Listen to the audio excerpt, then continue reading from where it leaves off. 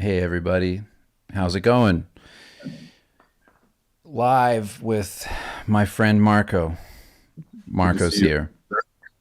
It's been a while. Dave. It's been forever, 7 years.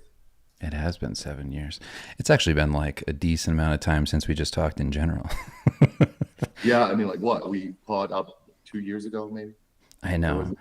That's Yeah. like the worst part of getting like I mean, obviously work happens and we don't live in the same place. But like it's insane that like getting older now, like oh my god, like you just time just vanishes and then 2 years go by and I'm like I haven't even like called you or or seen your face. Like what the fuck? I think there's some magic in the friendship right here, like if you're one of those people that I don't need to hear from for 2 years and it's still the same, like it's not like ever getting awkward, like where you get the call from somebody and you're like, oh my God, like I really don't want to talk to that person right now. Mm-hmm. No, I'm always happy to talk to you. I want to go on a trip with you. I want to see you. I want to hold you. I want to be close to you. You Well, guys see my boys. yeah, you owe me a trip over here for quite some time already. I know. You, That's the thing that we want to do. Like we were gonna do it the fall of this year, but kids started school, yeah. so hopefully we can do it like when the weather gets nice. We have two trips planned. We're gonna go see Carl Uh-huh. Kapinski, to everybody watching, and Yeah. then you. That's the two that we're fitting in next year. That should be planned out. And I think the one person, like we both know, the one person that's going to freak out the most about it, and that's my son. And then we're Yes, going to figure out if he's still in love with your wife. yes, that's true.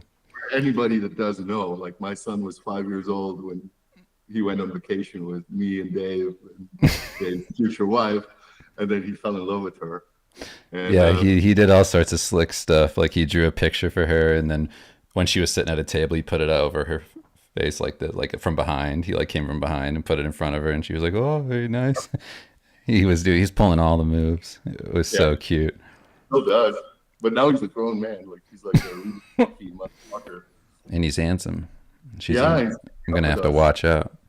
Yeah, yeah, yeah. He's gonna steal her. Just you wait. She's gonna be part of the Djurdjević clan after she's getting abducted by my son.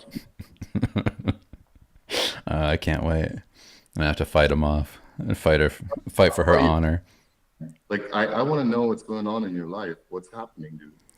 I mean, we settled into a house. We got our whole kind of life together now. Like everything's sorted. For the longest time, we were in like chaos. Yeah. Basically, just saving for a house over here was so intense because the market was so brutal. So, like, I just worked nonstop. I worked like night and day. I mean, you know what that's like. It's just Oh, I remember that when we nonstop. last time, like you were saving up for a new place. And then we finally got one. We got like the exact place we wanted. We have a yard for the kids. We got all this cool shit figured out. We have our space. It's like all you could ever want, beautiful area, peace, the most important part. And yeah, we're settled in and things are going great. Dan and I we're writing our book. We have I made my own thing just for fun to plan out my next like solo kind of book, and then just doing a bunch of work. Is that Normal shit. is Huh? that this is that the sci-fi project, the Veil? Yeah, I did that, and then everybody's asking me like, when are you doing the Kickstarter thing for that? And I'm like, well, I need to fill the back end of it out. It's such a short book. It's just like Bro, I it's like I saw like when you sent me the PDF over, I was like, this is the most baroque bullshit that I've ever seen. So like I don't even know how you get the time to like work on that much intricate detail. Like I don't know patience from. Like I'd grow even more gray hair. Just from Well, you just wrote you wrote like multiple books. You did I mean, you can tell everybody what you've been up to, but I've been following along with the orc and stuff, and I got your package in the mail of, at least like the promotional material for it. And it was really crazy. I mean, you always put in the amount of work that you guys put in for like graphic design down to like the writing, just the overall like world building aspect, and then when it comes to the I don't know what you call the little figurines, like everything about the game world and the game itself. It's like you're building out so many different levels of one project. That's insane. And you're talking about like, oh, how'd you have that time to spend on detail on 23 pages? You wrote like 5 books. I don't know. Like I don't find writing hard. I actually started loving it way more than I love drawing. Like the Mm. last years of me spending more and more time working on honing that craft, like really brought me closer and closer to it. And I kind of like it, especially because I have a different type of connection with the audience through writing than I ever had with art. Like it never happened to me that um, I would draw a thing, and then years later, people would come across that piece of art and start talking about it and asking me questions. But with the writing stuff, it's different. Like you write something, and people keep talking about it, even years Hmm. after. They remember what happened in a specific scene. They feel a connection to a character. They want to explore what you put on paper, and it has a longevity to it that I never saw in art itself. And so over time, like my fascination for art just like started dissipating. I still like doing it. I still like exploring. I still like finishing work. I still like designing and hammering something out visually. But um, as I grow older, I find more and more pleasure just sitting down and writing it out and getting it out there and sharing it with people that are really interested in putting their nose into the books. Yeah, I mean, 100%. That's the same sort of thing that we experienced when we did the Steve Lichman comics. It's like you can spend all day making a million pretty pictures, Yeah, but unless somebody has something to kind of relate themselves to it or just feel connected to it in a real way through some yeah, sort of honest experience that you put in the writing, whether it's yeah. like funny or serious or whatever, it's some sort of actual like hook. Oh, it's that point where you can relate to the thing, and as opposed to you spend so much time doing, like for me, doing a bunch of like marketing work and like all that. It's like you realize over time, like, yeah, I could spend a million hours painting these paintings, but at the end of the day, it's just a billboard on the highway. People just driving by it, and it's if it's flashy and nice to look at, cool, and other artists appreciate it. You know what I mean? Like that's mostly what it's for me. It's like the pretty pictures just for other artists and people who are just gonna look at something and be like, oh, that's cool for like a second. But the writing is where you're like, hey, this is actually a part of me, and you're Yeah. getting to experience it, and then you know me better. And then like years down the road, like I still have people quoting like Steve Lichman. I still have people telling me the jokes or being like my friends like that character or like that, or like or they'll be like, I saw myself in this character and I realized that other people think it's cringy. Like, oh no. Like that No, stuff's and way more interesting. it's a really great summary of what it is, because doing art is just such a fleeting thing. Like you gain momentum for the act of exposing it to the world, and people applaud for 5 minutes, and then it's pretty much over. It's like Hmm. a it's like a very short form quickie type of orgasm that you get out of it. And the only people that are really ever interested in it are artists that would like to do the thing that you're already doing. So it's like Hmm. it's a very weird type, like very weird kind of talent that like you're exposing yourself with it. It's it has a sensationalist character to it, but then it's just like it goes poof after a week, and you're like starting from scratch. And with writing, I feel like it like opened me up to a completely new audience that I never had before. Like people that were never interested in the art stuff that I was doing suddenly open up to the writing that I was doing. And I was able to build a completely new community off of that wasn't relying on me coming up with the next sensational thing every other week just to, remain relevant. Um, Hmm. but it, Longevity. exactly, it made me more humble, of course, because writing is much harder to catch people by. Like you sometimes need to even pay them to read the first page. Um, so it's a rougher and tougher type of environment to expose yourself to. But like the people that actually give the material a chance and sink into it, they remain fans for a much longer time, and they have a much more honest connection to you as the artist. I feel personally than the people who just appreciate you for the next flashy thing you can come up with. Yeah, and if you spend a lot of time writing stories, like I mean, we both have done that now. But like, if you spend a lot of time writing stories, you come back to art and you're like, oh, this needs a story. Like my drawing can't just be a drawing anymore. Like this is pointless. Like I need to actually think about what I'm showing in here. But that was always in me. Like I do think that like I personally, I never understood people not naming their characters when they post them online. Like that's like the number one thing that I would like recommend to any artist who wants to make something. Like give your shit a name, because that's what people are gonna remember. They're not gonna remember the line work behind it. Like they will remember you calling it like, I don't know, Maximus the Red or something. That's Yeah. what's to Stevie you know Bubbleguts. exactly, like you understand that principle very well. It's all about packaging. It's all about like giving a secondary layer to an image and implying that there might be an underlying story underneath that will pique people's interest, not the piece of art in and of itself. There's billions of pieces of art that are great, and billions of characters out there. They're all worth exploring, but like they're all nameless, floating on Pinterest without any story attached to them whatsoever, any name attached to them whatsoever. So they Yeah. can never become a product. And I do think in products most of the time. I do think products are what I'm concerned with the most. And even when you mentioned Orkanites, it's a product line. It's a universe. It's not a singular story or a singular character that I'm trying to shove down the audience's throat. It tries to be something that resolves itself on a grander scale.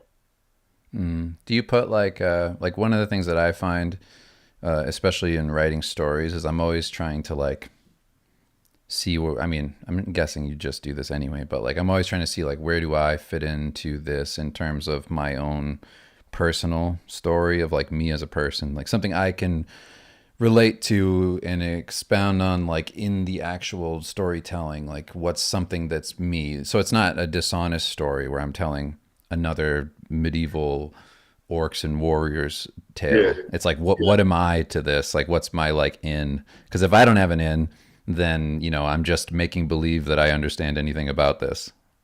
My in is always a very, very funny one. I need to hate a genre, like absolutely hate a genre to be interested in it, because that's the only way for me that I can give something new to it. Yeah, that's a good one. I abhor fantasy. I find it to be the most cringy genre of all. It's like super competitive. It's seriously, it's cringy as fuck. And for me to have any interest in it, I need to look at it with my pair of eyes and just try to rethink it. And that's how I approached that IP in particular. And the same happened on the Genesis. Like I was just tired of Mad Max and Fallout and Clown World post apocalypse. I just wanted to do something that was more bleak and real and discomforting in a way. And the approach for this new thing is pretty much the same. I just really want to understand that I'm doing something because I don't like what the established version of it is. And I do think the established version is just something that I would never pick up. I would never sit down and decide, I need to read this new fantasy trilogy over here because I'm really excited about seeing a dragon in action. It's just like not interesting to me at all. I just want to explore it from a different vantage point and really dive deep into it from a, not from a snobbish point of view, but at least from a point of view of like, okay, I'm not trying to regurgitate everything that has already been done, but I'm trying to add something new to it that has not been done before.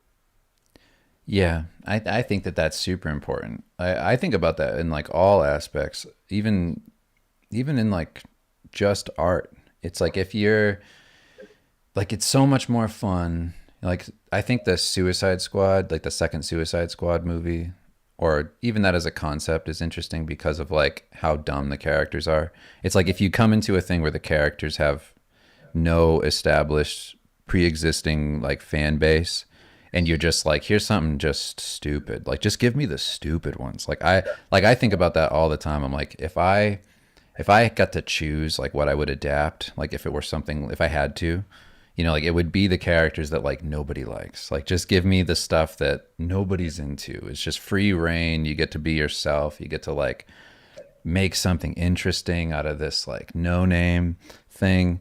And then in the same way, it's like you go a little bit further than that with just genre, like Yeah. genre and your own personal idea of the genre. Like I have a similar thing with that too. Of like I would much rather be an outsider coming in and have no big, it's like, you know, it's like when somebody makes a fantasy thing and it's just regurgitated crap where you're like, you're like, I can tell you're a fan when I look at this. I can tell you're a fan. Like I've heard I think it was Miyazaki, Hayao Miyazaki was saying that like he doesn't like that the people who are working on like anime are fans of anime. It's like they're just fans of it, so they don't have, but they're like being incestuous because they're pulling from stuff that's already existing in the space, as opposed to like having a real life, coming to this thing as a person with a real life and real experience, and then bringing that real experience to this thing of like, this is how a 3-year-old moves. You know. And we have no intention to change it as well. Like there's no clear intent to, you know, like upheave the genre or the property and try something else and something new, because they're already in love with what's established and they just regurgitate established. And I really, I couldn't agree more with you. I do think we're seeing that across all of entertainment. I personally, I don't even know how long they're going to try and keep milking Star Wars at this point, because every new installation of Star Wars is just another escalation of the same extremes that have been established like 30, 40 years ago. And you're wondering, hey, why does nobody just have the fucking balls to do a Star Wars story about, you know, the clothing company that needs to produce the leather jackets during the fucking intergalactic war? It would be like a House of Gucci fucking awesome, phenomenal science fiction show. I think about this all the time, by the way. Or every other angle than the Jedi angle, every other angle than another Sith overlord showing up. And you're like, there's so much story to tell, but nobody is daring to tell. And that's where I come in, and I really want to approach everything that I do with the same level of aversion and the same level of critical thinking, because I think I'm just able to do better work then. You know, I really I'm, you know, like look under each of these established rocks and find more gems underneath that have not been taken out and put into something more readable and more interesting. Yeah, man, that Star Wars thing is such a good. I think about that constantly. I'm like, can you just make a true detective murder mystery in the Star Wars universe? Like that would be, just do that, or So just many, make it about what are the crystals they use to make the lightsabers? Do they come from a mine where there's slaves? Like, can you do that? Like, so easy to think out of the box, and there's so many good examples of other things. I mean, like just translate there will be blood into the Star Wars universe, and like make it about a you know, power hungry magnet that is trying to, you know, like establish his resource network across all the stars while the war is going on in the background. You know, like there's angles to play that with, and they're just keeping on going to the same trope. yeah, they focus on the things as opposed to the themes of like Yeah, stories. bring in another Jedi, and that Jedi is crazier than the previous Jedi. He's even better at martial arts. He can do Exactly. everything and fight everybody, actually. But this is a problem in storytelling in general, especially on these big IPs, where you feel like the only way to keep on rolling is to just like top it off with something that is even crazier. And then it becomes Dragon Ball Z, but Dragon Ball Z at least doesn't take itself seriously and enjoys, pranks the audience with that type of trope, you know, like, and Yeah. then really takes it over the top. It's not like it doesn't try to give you this idea of it being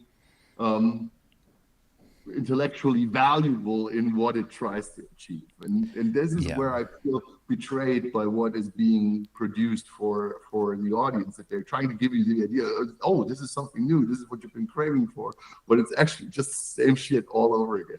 Yeah, it's that miscalculation of thinking that people just want more.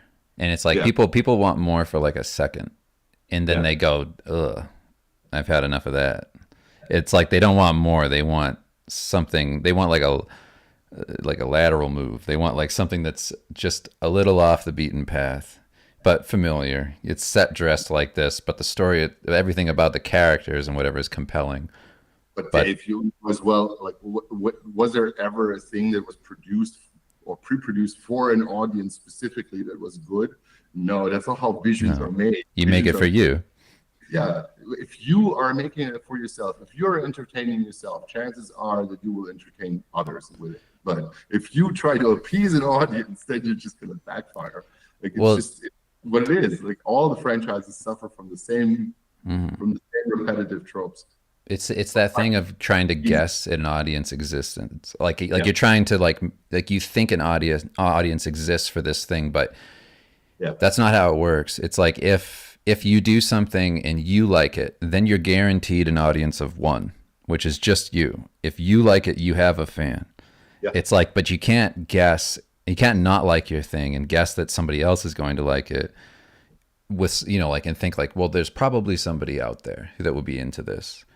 It's not my cup of tea, but I know how to write a story. It's like, so I'm just going to do it. It's like, no, you have to like it too. Man, but you also know how you respond to somebody's creation, and especially when there is love behind it. It doesn't need to be perfect, but you see the person's commitment shining through. If somebody is let's say, I mean, I'm sure you've seen it. Somebody is a shitty comic book artist, but he sits down and does a fucking 300-page comic and writes it well and like delivers his vision. It's just something that you look at with utmost respect, like Of it's like course. the guy had the guts to sit down and actually do this, and then the magic happens that people feel attracted to it and they understand that it's a work of labor and that there is some real creative spirit behind it, rather than it's something that is half together and put out on the market just to please the prospective buyers. Like One Punch Man was a comic that just looked like absolute trash. It has Yeah, charm to it, but the guy, was starting it wasn't like very good at drawing. And the thing with that is like waiting until the time is right to do something is one of the things that I feel is like I see it everywhere in everybody. Like everybody talks about that. They base like quality or whatever of their storytelling or what they want to do with their life. They base it off of some nebulous idea of skill that's like, if I get there, I can do it. And like, I think it's just, man, the best of you is going to be taken to the grave if you think that way. I don't even know. I don't even know if that's the truth. If that's why they're delaying it. I do feel Well, most it's, people yeah, it's fear. want.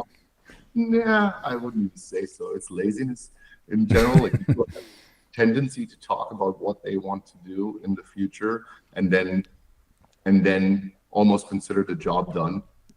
Like they're Yeah, the thing I'm going on a diet soon. Oh, that's going to be great for you. That's all I needed. I'm not going on a that's diet. I before when people tell me about their future projects. It's just one of the most discomforting moments that I have with people in general when they approach me to tell me what they're going to do in the future. And I'm like, okay, but what am I supposed to tell you right now? Why don't you just do it?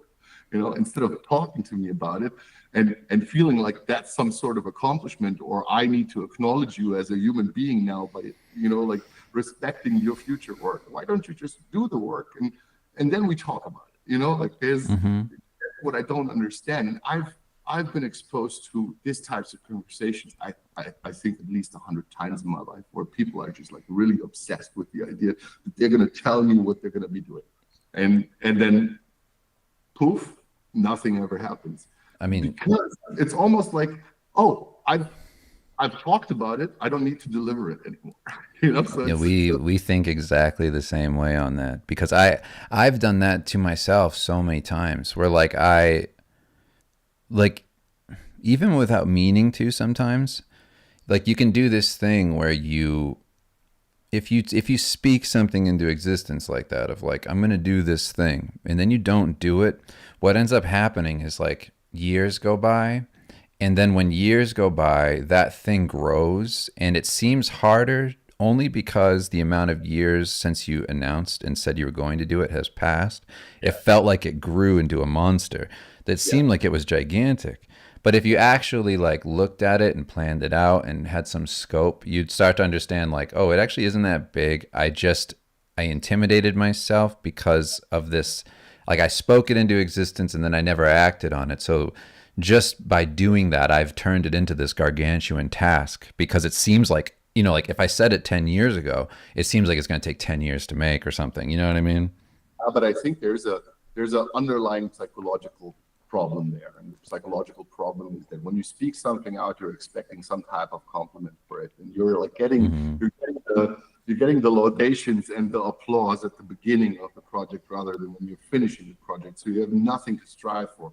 So you're basically already cashing in at the beginning, and then like, what are you going to do for this now? Like, there's no motivation for you to keep going.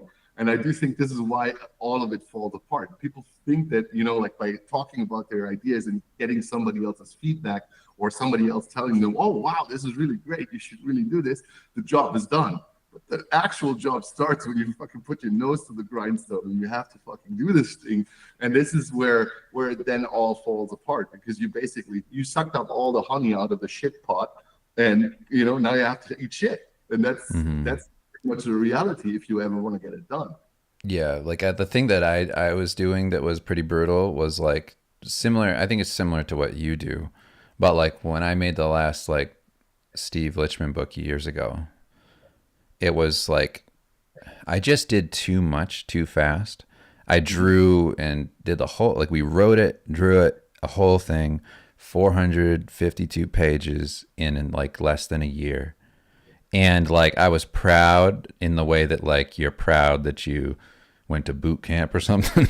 Like it's like it wasn't good for me. Like it wasn't like healthy for me to beat the shit out of myself. But like I did it and like got it done, and I was like, this is great. Like it felt good to do.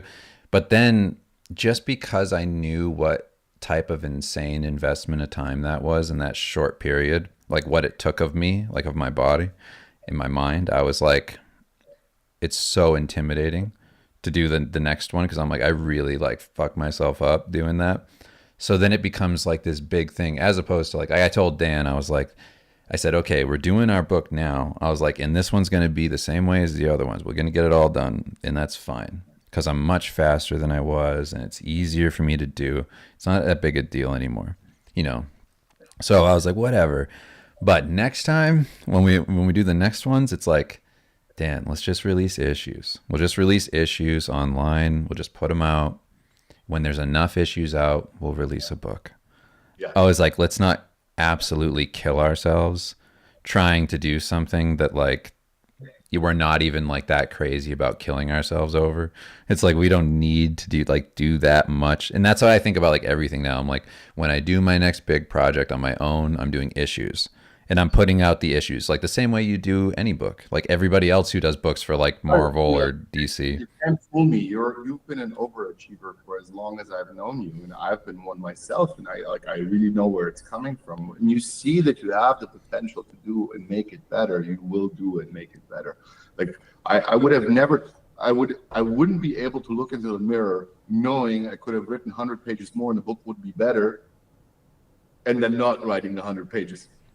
If I have the opportunity, like it's just a matter of like how much you respect your own work, and of course it becomes daunting, and of course it becomes like really like a thing that occupies you in ways that it shouldn't be occupying you. But you're also not a corporation, like you're an artist trying to prove yourself, and I do think there's a noble underlining here to the idea of overcommitting. I wouldn't discourage you to do it even crazier next time. I do think that's part of your personality. Well, the thing is, I say that, but I know it's not true. Like when I was, like whenever I actually sit down to do something, I'm speaking from the perspective of early, and like when I'm in it, the ball just rolls downhill, and it goes faster and faster, and I'm like, whoa, here's the momentum. I'm getting like good at this. Rip the Band-Aid off. I want to get this thing done. Like I'm going to fly through this. But I've learned a lot of things, like a lot of patience. Like when we were doing our TV show, writing with like real good comedy writers for like 5 years, it was very nice because it was like a decent perspective of like, don't just commit so hard and like not edit yourself or anything, or like slow down and be like, okay, all right, like I actually need to think about this. It's like do it that first time around and trust your instinct, but then loop back around to it and read it again and let yourself have breathing room so that you can see it slightly fresh and Yeah. then be like, okay, this could use a second draft. Because my thing in the beginning was like, commit, commit, commit, go all the way, finish line. Like, let's just go steamroll to the end. The next book's going to be better than this one. You know what I mean? Well, I mean, like that's why I brought Liam on board. He's been my senior editor for the last 5 years, and he's basically, I mean, he's really the yin to my yang. There's nobody I argue more with than with him. Poor guy, like gets my all my pent up breath every morning. But like we collaborate on in a way where everything we do we question. He questions every sentence, and I question every sentence that he writes. Everything that he edits, I'm like I'm putting on a pedestal, and like I'm looking at it through the microscope, and then he does the same with me, and it goes back and forth, and it's that type of collaboration that I really feel brought me forward in the process of creating stuff, because that friction really leads to good results. You need to have somebody that you're fighting with over the final result rather than somebody that is agreeing with you. Because if you just have another guy on board that's like happy with everything that you do, then you end up tapping yourself on the shoulder most of the time without any real improvement. And I do like the competition, and I do like the friction and the headbutting, because it really helps me wrap my head around projects faster and quicker and understand when something is not working out already in the inception. That's Mm-hmm. what I really like about collaborative projects. Yeah, that's why I like, me and Dan. Dan's in the chat right now. Hey, Dan. Hey Dan. But yeah, like that's why I like working with Dan. It's like because we're very honest with each other. We're Yeah. very self-critical too. Like we don't hold back because of that. It's like we commit 100%. Just be like, who cares if you sound like a dork or you're cringy or Yeah. whatever? Just commit. Just be honest. Yeah. And then it's like, can we beat that? Like like, and he'll go, I'll go. We'll go back and forth, and we'll just try and beat stuff. Like, can you beat the lines and like all that? It's like very, very important. But yeah, the thing with that Dan mentioned it in the chat here, he was saying that during the process of like finishing an issue or finishing whatever story, you have three more ideas that are even better, and then you have to really kind of rein in the scope creep if you can make this thing bigger and bigger and unmanageable and something that like gets out of control. But this is the thing. When I started out with Genesis, what, in 2014, like did I think that I'm gonna write 3,000 pages over the next 8 years? I mean, I compiled 6.8 million characters in the time that I wrote the Genesis. That's twice the amount of letters in the Bible.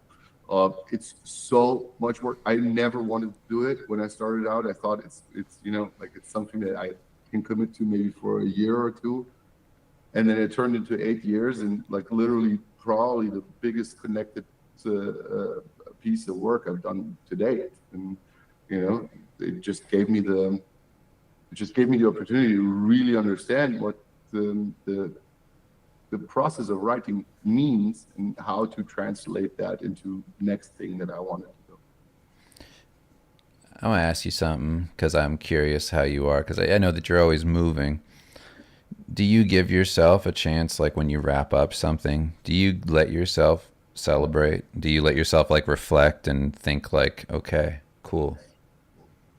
No, not really. For me, everything that I finish is just, another stepping stone for the next thing that I need to finish. I just look at things as never ending projects, and I feel like I'm never having enough time. I think the creative process is actually the easiest for me. What is the hardest and toughest for me, I'm going to be completely honest with you, is everything that has to do with marketing the projects. It has to do with advertising them, explaining them, running around the block, making people interested in them, the entire administrative side of them, the production side of them, the fulfillment. Those things really kill me. Like if I was in a perfect world, I'd be just creating nonstop and not deal with any of the other stuff. But then again, I know it is me as a person. It is also interesting to people, and it attracts people towards the product. So I constantly need to expose myself and also make myself emotionally vulnerable in that respect. And I need to be in this constant communication line. And that is the toughest part, because like I'd be the happiest if you would just like let me just produce this fucking stuff, and I'm finishing one thing after the other, and it's a never-ending slew of product coming out of my desktop. But all the intersections are what drive me insane. Right. So you're mostly happy in like the creation process. It's just like generating things. Yeah, and I could like just live just doing that, but I know that nothing would be getting sold. That's the downside of it. Man. Yeah. I mean, well, even though you're saying like you don't like a lot of that, all like the promotional things and whatever, like the way that you present your stuff at the end, I'm a big fan of that. Especially with like the Orkin. It's such like a, very recognizable. Yeah, but I mean that goes back to hating the genre, dude. Like how many fantasy covers have I seen that are like you have like the metal chrome font and the ivy like growing around it, and it's, there's some blood and there's some fucking dumb wall texture, and then there's like some fucking stupid fantasy warrior in the snow, and he has this falcon on his arm and some dragon flying through the background, and it's just so terrible.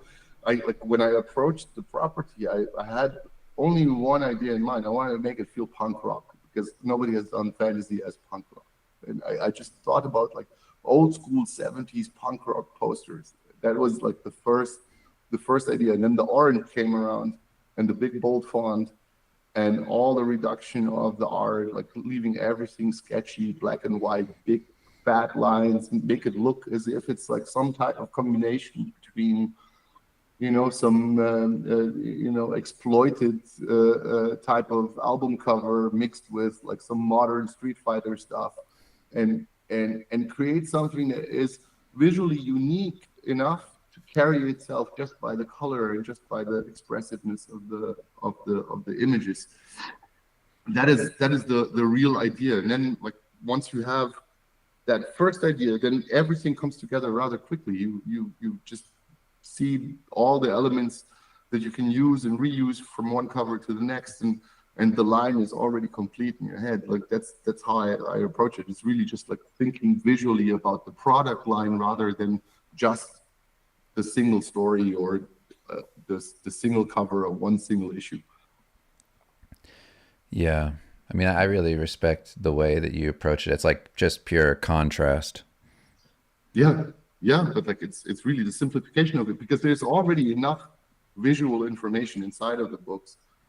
There's so much art for Orkin already done, and like one of the books is going to be a 300-page Dinotopia / National Geographic type of exploration of the world, with huge widespread artwork layered in, dozens of illustrations and props and environment pieces all coalescing on top of each other. Like it's going to be visually exciting on the inside, but it doesn't need to be on the outside. I want the stuff to stand out from 50 yards away. You need to go into a bookstore and see that orange next to all the other busy shit and be like, I want to see the orange thing. Like that's the one alarming thing that I'm interested in.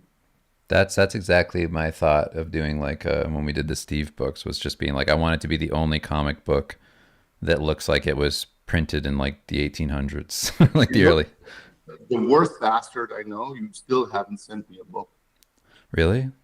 No. Oh, that's right. You know what I did do though, which was really funny. I packed a box that had a lunch box in it and 2 books, and then I put it in the trunk of the car to bring to the post office, and I left it in the trunk of the car for about 3 months, and then I took it out and put it in the garage, and there it remains. It's very uplifting. At least I know you're thinking of me. You know, like Exactly. somewhere in the back of your head. You should have Yeah, given it to Kim. She would have sent it. I know. Okay, now that I've cleaned the garage and I Yeah, found the box. Actually, over the weekend, cleaned the whole garage. Is beautiful. Now we have a new room for the kids to play in. yeah, So I wanted to ask because, primarily you guys were doing like outsource work for a number of studios. Like when you think of something like Orkin and like let's say you're not going to do the thing where you overhype it, talk about it ahead of time and just like lay this foundation for the future what you're going to do. Are you, in the back of your mind, do you have like a roadmap of like if we do X, Y, and Z by this date, we'll be able to be full steam on this project. And now we have our personal thing that we're fully invested in. Like, how far in advance are you like planning out budget and all that stuff so that you can take the time to do that? Or how do you well, think of it? you're going to be surprised, but we've been toning down the outsourcing like crazy this year. Like we're actually trying to phase it out. Like Yeah. we nothing more than being a full independent IP creator. That has been the direction I've been taking the company for quite some time, and I really feel like we're at the cusp of achieving that. The the whole idea behind Orkin is to establish ourselves with more than just one IP. Everybody knew us up to this point for doing the Genesis for the last couple of years, and even our clients came in because of all the Genesis artwork that was circulating all around, coming in, being like, "Oh man, we love the stuff that you're doing for your own IP. Why don't you do something like that for our IP?" But we've come to the conclusion that after 14 years, there's literally nothing to show for. You look at all the work that this company has done and the amount of titles that we've polished and contributed to, but none of that is ours.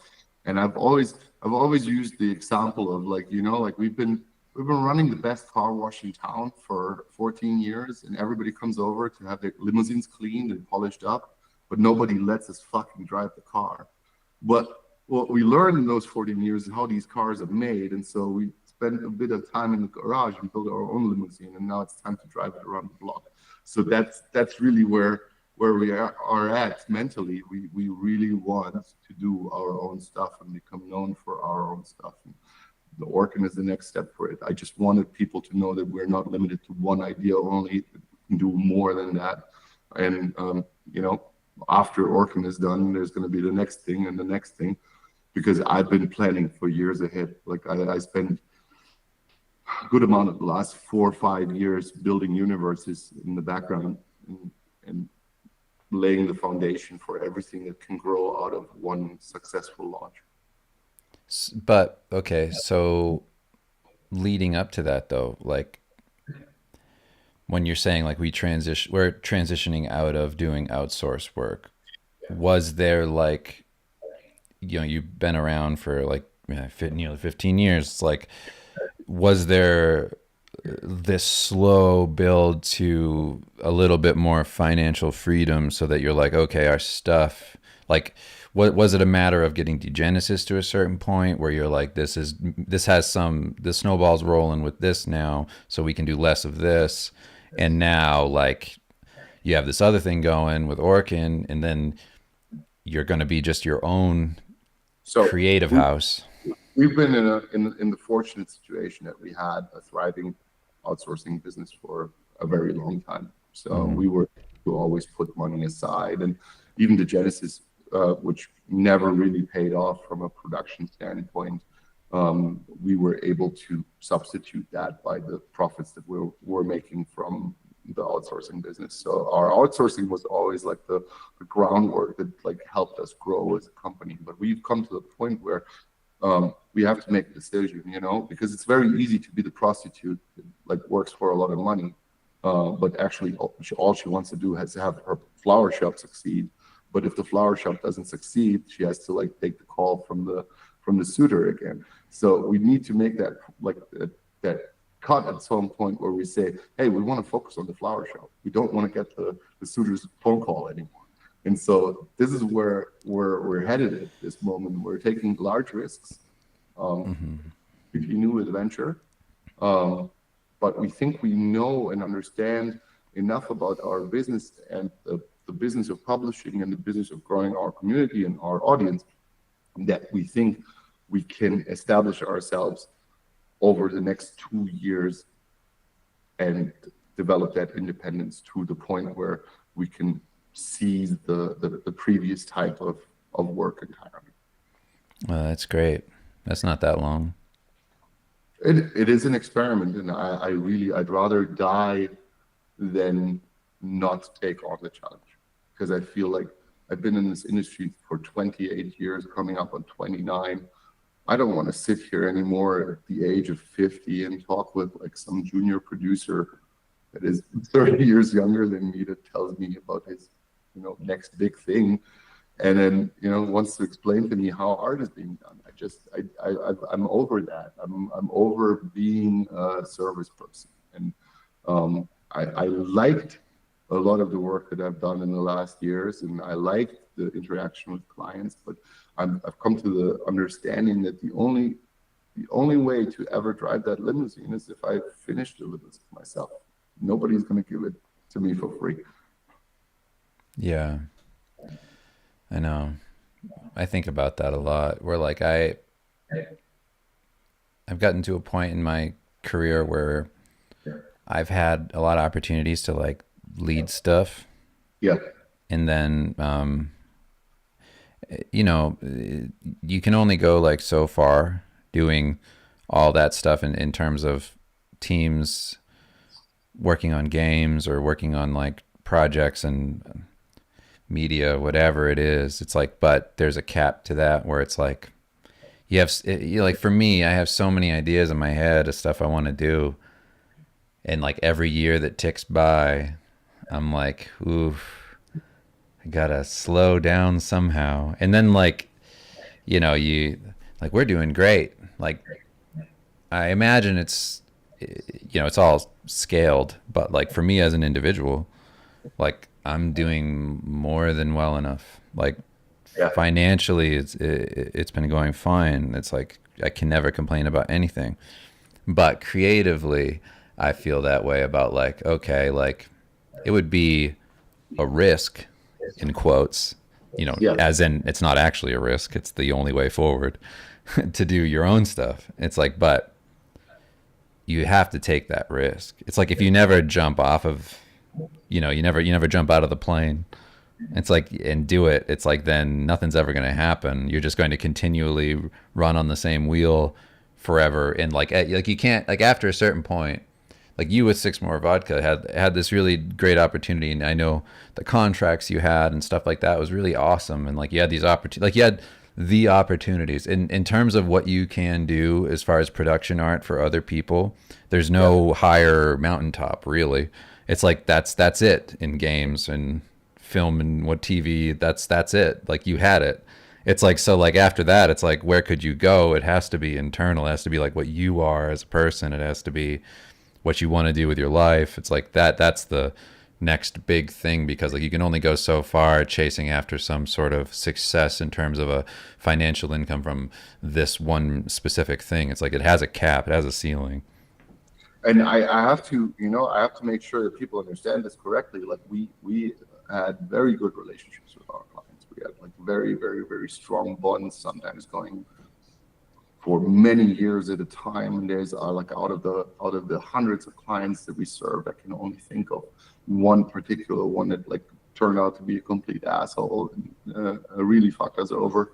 But the majority of all client relationships were absolutely positive and nurturing and beneficial for both sides. But it's really not about that. It's what it comes down to is you are a child of the 90s as much as I am. I think the most impactful moment for me as a young adult was Todd McFarlane leaving Marvel and deciding to do image comics.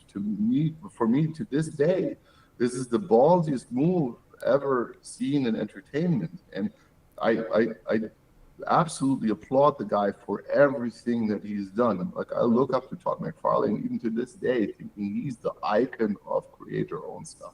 He inspired a generation of people to follow in his footsteps and to break away from everything that is commercialized art and be their own artist and build their own audience. And what he accomplished on his own is nothing short of remarkable. The guy is an absolute genius. He invented things that are now copied by everybody. He made toys cool. He made collectible fucking toys cool. Like, as an artist, as Marvel's biggest superstar, Spider-Man slash artist slash writer, he had no reason to leave. He could have done that for the rest of his life and probably live on a yacht right now. But he was ballsy enough to say, no, I want to be my own man. I want to own my own kingdom. I need to build my own empire. I need to make sure that my words are spoken the way I am intending them to speak, and not through the medium of a middleman. And that brings me to one of the craziest or like observations that I had in the past. That like, you look at Michelangelo, for example. The dude painted the whole Sistine Chapel. Do you think anybody goes to the Sistine Chapel because of the paintings of Michelangelo? They go to Rome to see the David that he made on his own, that wasn't commissioned by the Pope, that he did, like, recognizing the figure in a piece of marble. It was his own work that people want to see today. They gather around that statue. They don't look up to the ceiling to see all the intricate paintings that he did, like, as a commission piece for the church.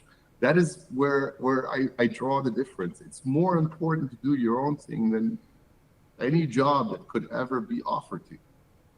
Yeah, as attractive as, like, that financial security is, you can, it becomes more difficult with, like, a family and all that. And it can be easier to take risks when you're young and you're like, you have that opportunity. So, like, if you are in your late teens, 20s, it's like, go for stuff hard. It's like, go crazy with that, but then don't stop. It's like, make plans to continually do that. That's why I was asking about, like, 6 More Vodka, because in terms of having multiple people underneath you and then being like, I can't, like, I want to take a big risk. I want to do this big thing, but I can't mess with too many people's futures in doing so. That is completely correct. And I mean, like, this is really the part of running a business that you need to be just really sharp at. For me, it wouldn't be a problem to just do my IP work and just live off of it on my own. I would make enough money with it. The audience is large enough. What I've always struggled with is creating enough income to keep all my people employed. And that is what I'm struggling for. And that's why the projects need to be bigger and larger, to allow for more sales, to allow for more income, to be able to keep people employed. That is, the struggle that I have to go through as a company owner. And it would be easy to say, oh, whatever, I don't care anymore. Like, I just want to do my own stuff, and I'll sell it off to my people, and whoever works here, and whoever is, useless or not contributing, I'm going to let you go. But, like, that is not what I built the company for. I really want the company to thrive under one idea and work towards one particular outcome. And that is, creating IPs that are financially sustainable for the entirety of the group. Yeah, there's a saying that I like that I've had to kind of grapple with, because I was such like a loner person when it came to projects. Like, the most I do is with Dan, and then when we started doing our show stuff, it was kind of frustrating to be, like, letting other people in and hearing, like, their take on stuff or whatever, like having to make concessions or just adapt. And there's a saying I liked, which was, it's faster alone, further together.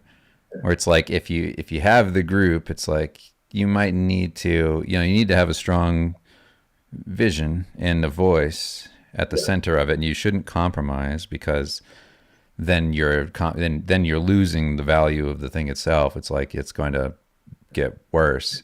It's like, but at the same time, at the same time, it's like you have to consider other ideas going into it. It's like you have to consider everybody else's ideas about what this could be, and let in other styles and let another vision, some look shape the overall feel of the world that you're creating, or any other thing, and be open to that, which I think that can be difficult. This is where I'm, this is where I feel like the fact that I've been accomplished at so many disciplines across has given me the opportunity to train people in the right direction. Like I come at everything that I do from an angle of an artist, a writer, a graphic designer, a product developer, and a fucking CEO. So like I literally like try to like cover the entire spectrum of everything that needs to go into one thing. So even in a group perspective, I can at least add something to the development. I'm not going to be exposed to a result that I wasn't anticipating. And so internally, I got it covered, and then all the external troubles, that's a completely different a bag of worms that you have to like deal with in any capacity whenever the IP passes out from your hands into another companies or partners' hands, to ensure that the quality stays the same or accurate to a specific target. That's an ongoing fight, and I don't think you can ever dodge that. It's even if you were the most successful writer slash artist out there, you would always have to fight with what other people are perceiving as good for the thing you've created.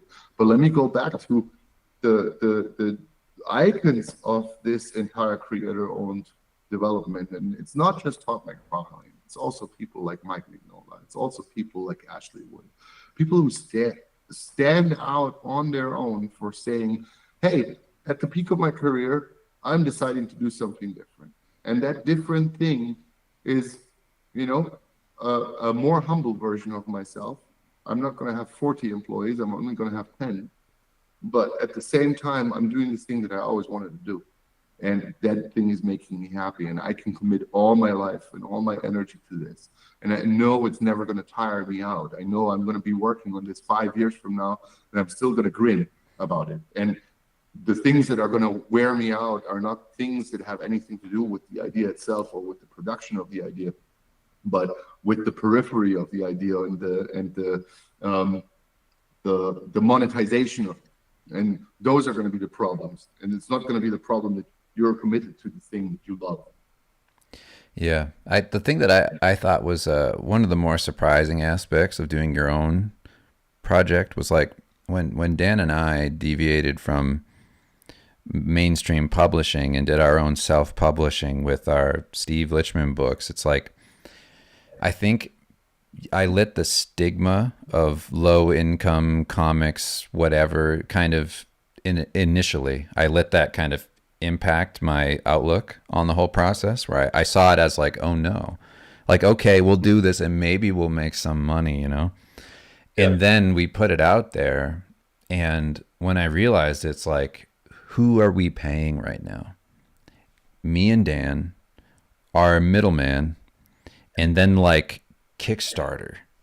It's like, that's it.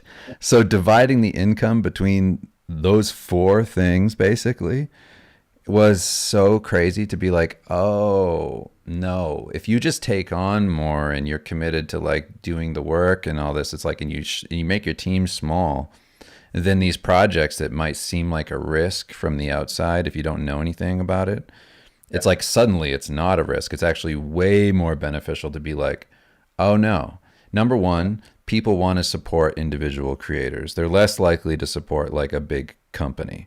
It's like, so they like supporting people who are just doing it on their own. So we had that.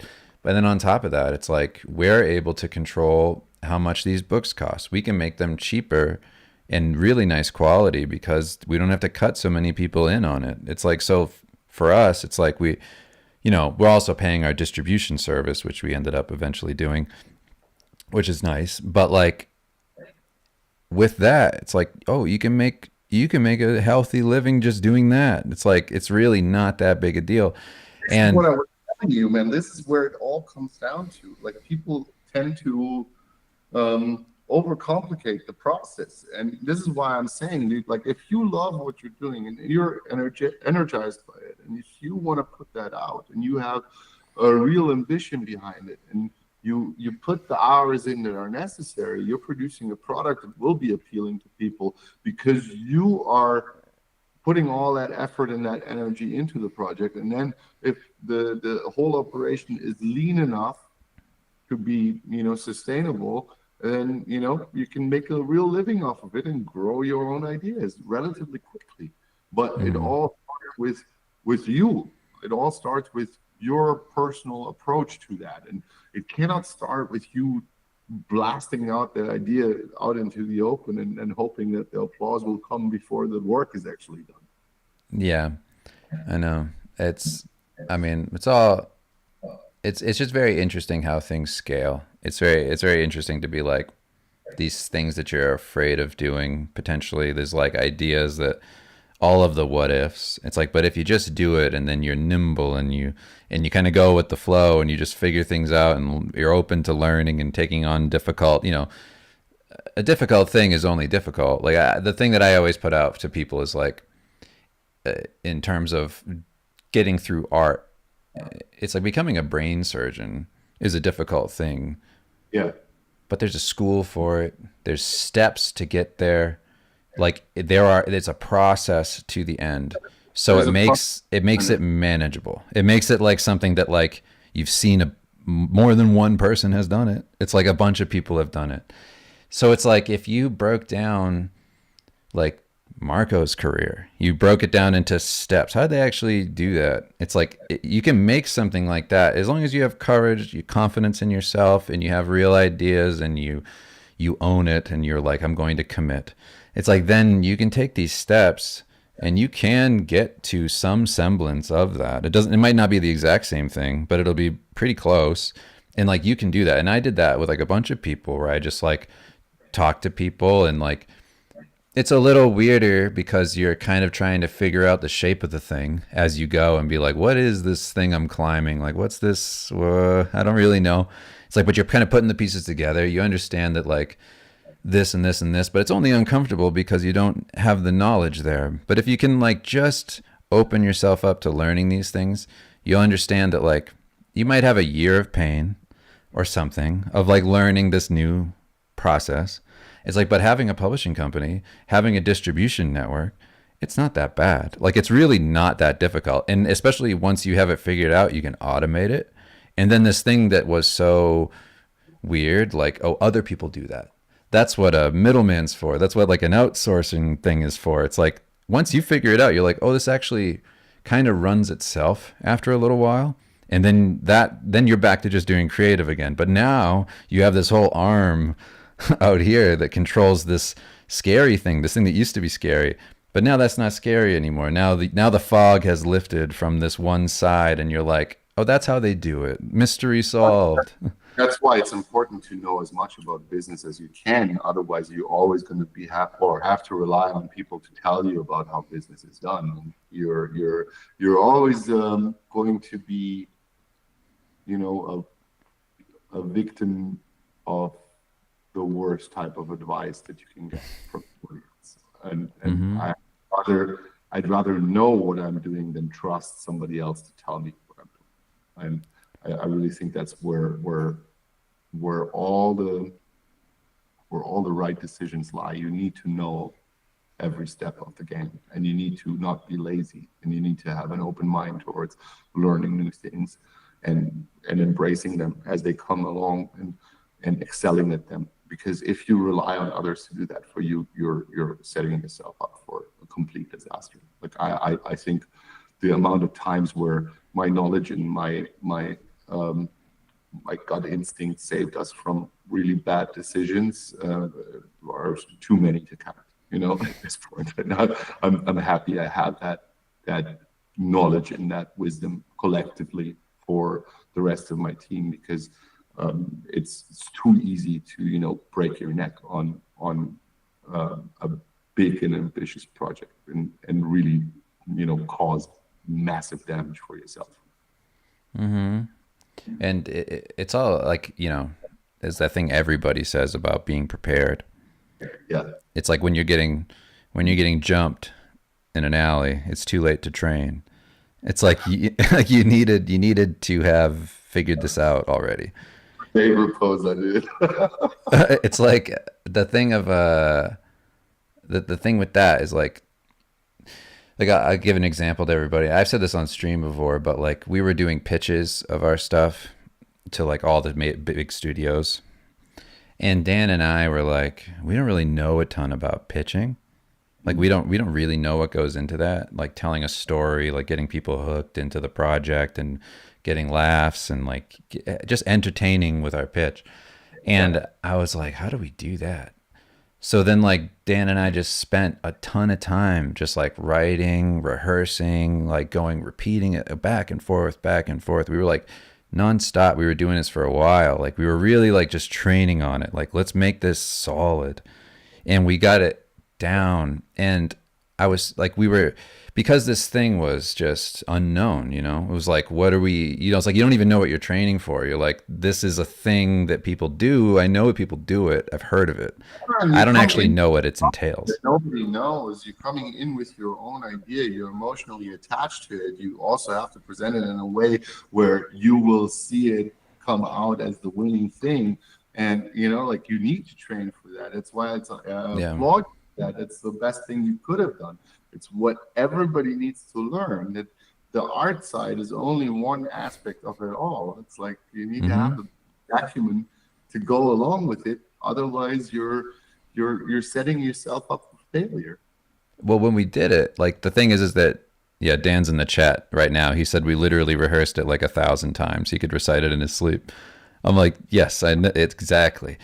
And So, to me, it sounds like the most logical step in the relationship. Like for me, this is nothing outlandish. This is something that I would probably do in the same manner. If I was in the situation, I set up, okay, like I'm gonna go pitch now.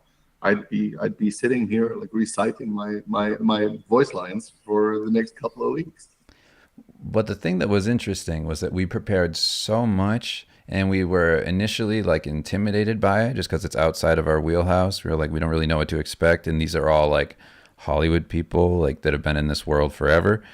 Yeah. And the thing that was like so nice was that when we were there and we were doing it, we sounded the most prepared. Like we were like the most, obviously you're the most into it because it's your thing.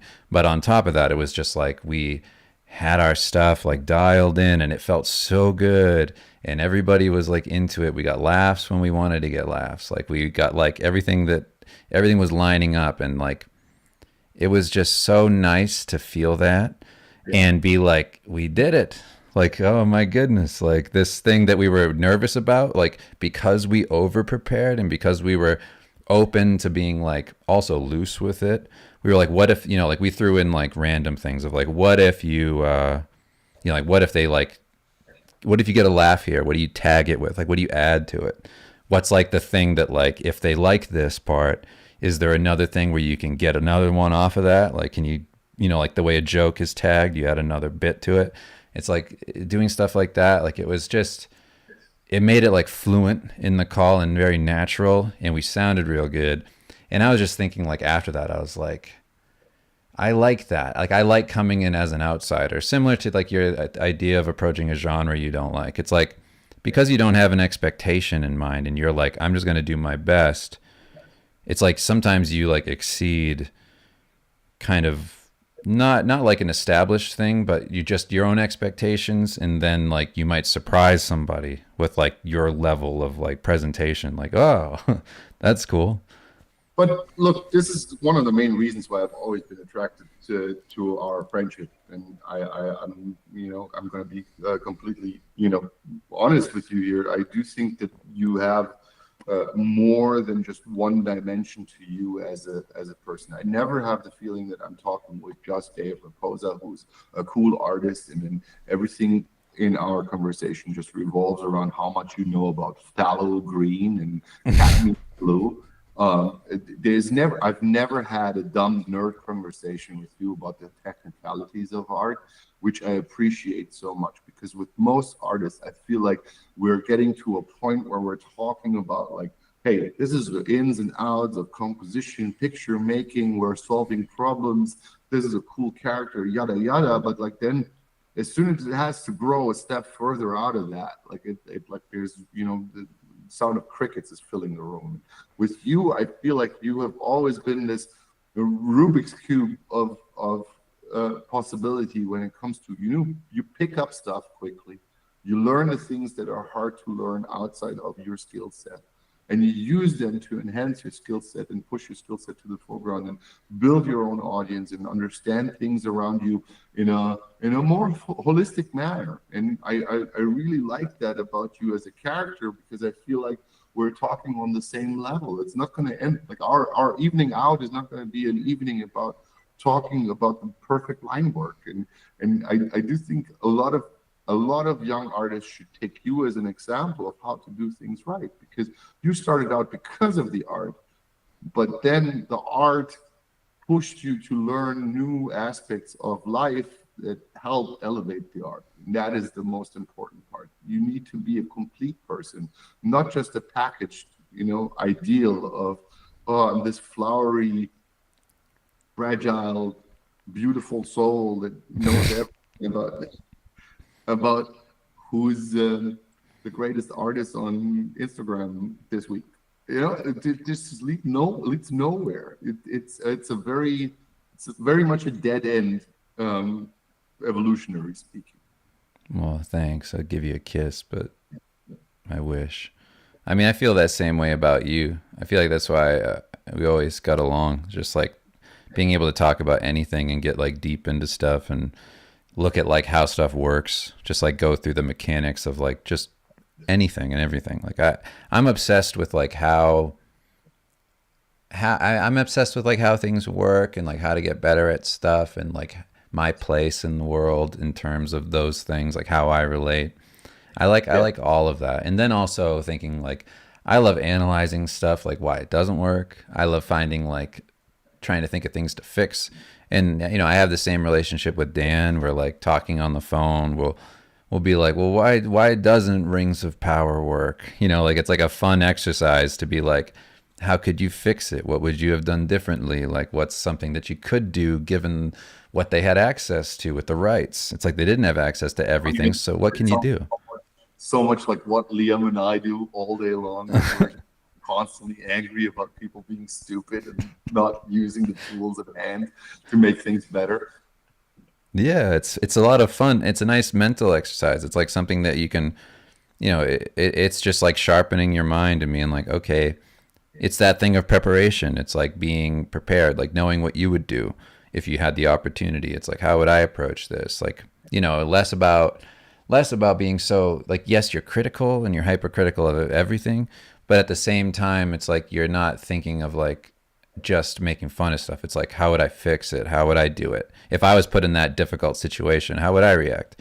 Like, I love thinking through that sort of thing. It's the best. But there's no reason to, you know, dismiss being hypercritical as something bad. I do think that's uh, uh, an absolutely great trait to become vigilant about all the problems that you're going to eventually face anyway. And anything that you think is easy enough to do is not easy enough to do. It's going to come bite you in the ass before you know it. Like everything that you think you can do right now, and you know it's not going to impact your life in any sort of way, is going to do the exact opposite. And I do think that it's absolutely crucial to really have that wide open perception towards all the things that could potentially happen and go wrong.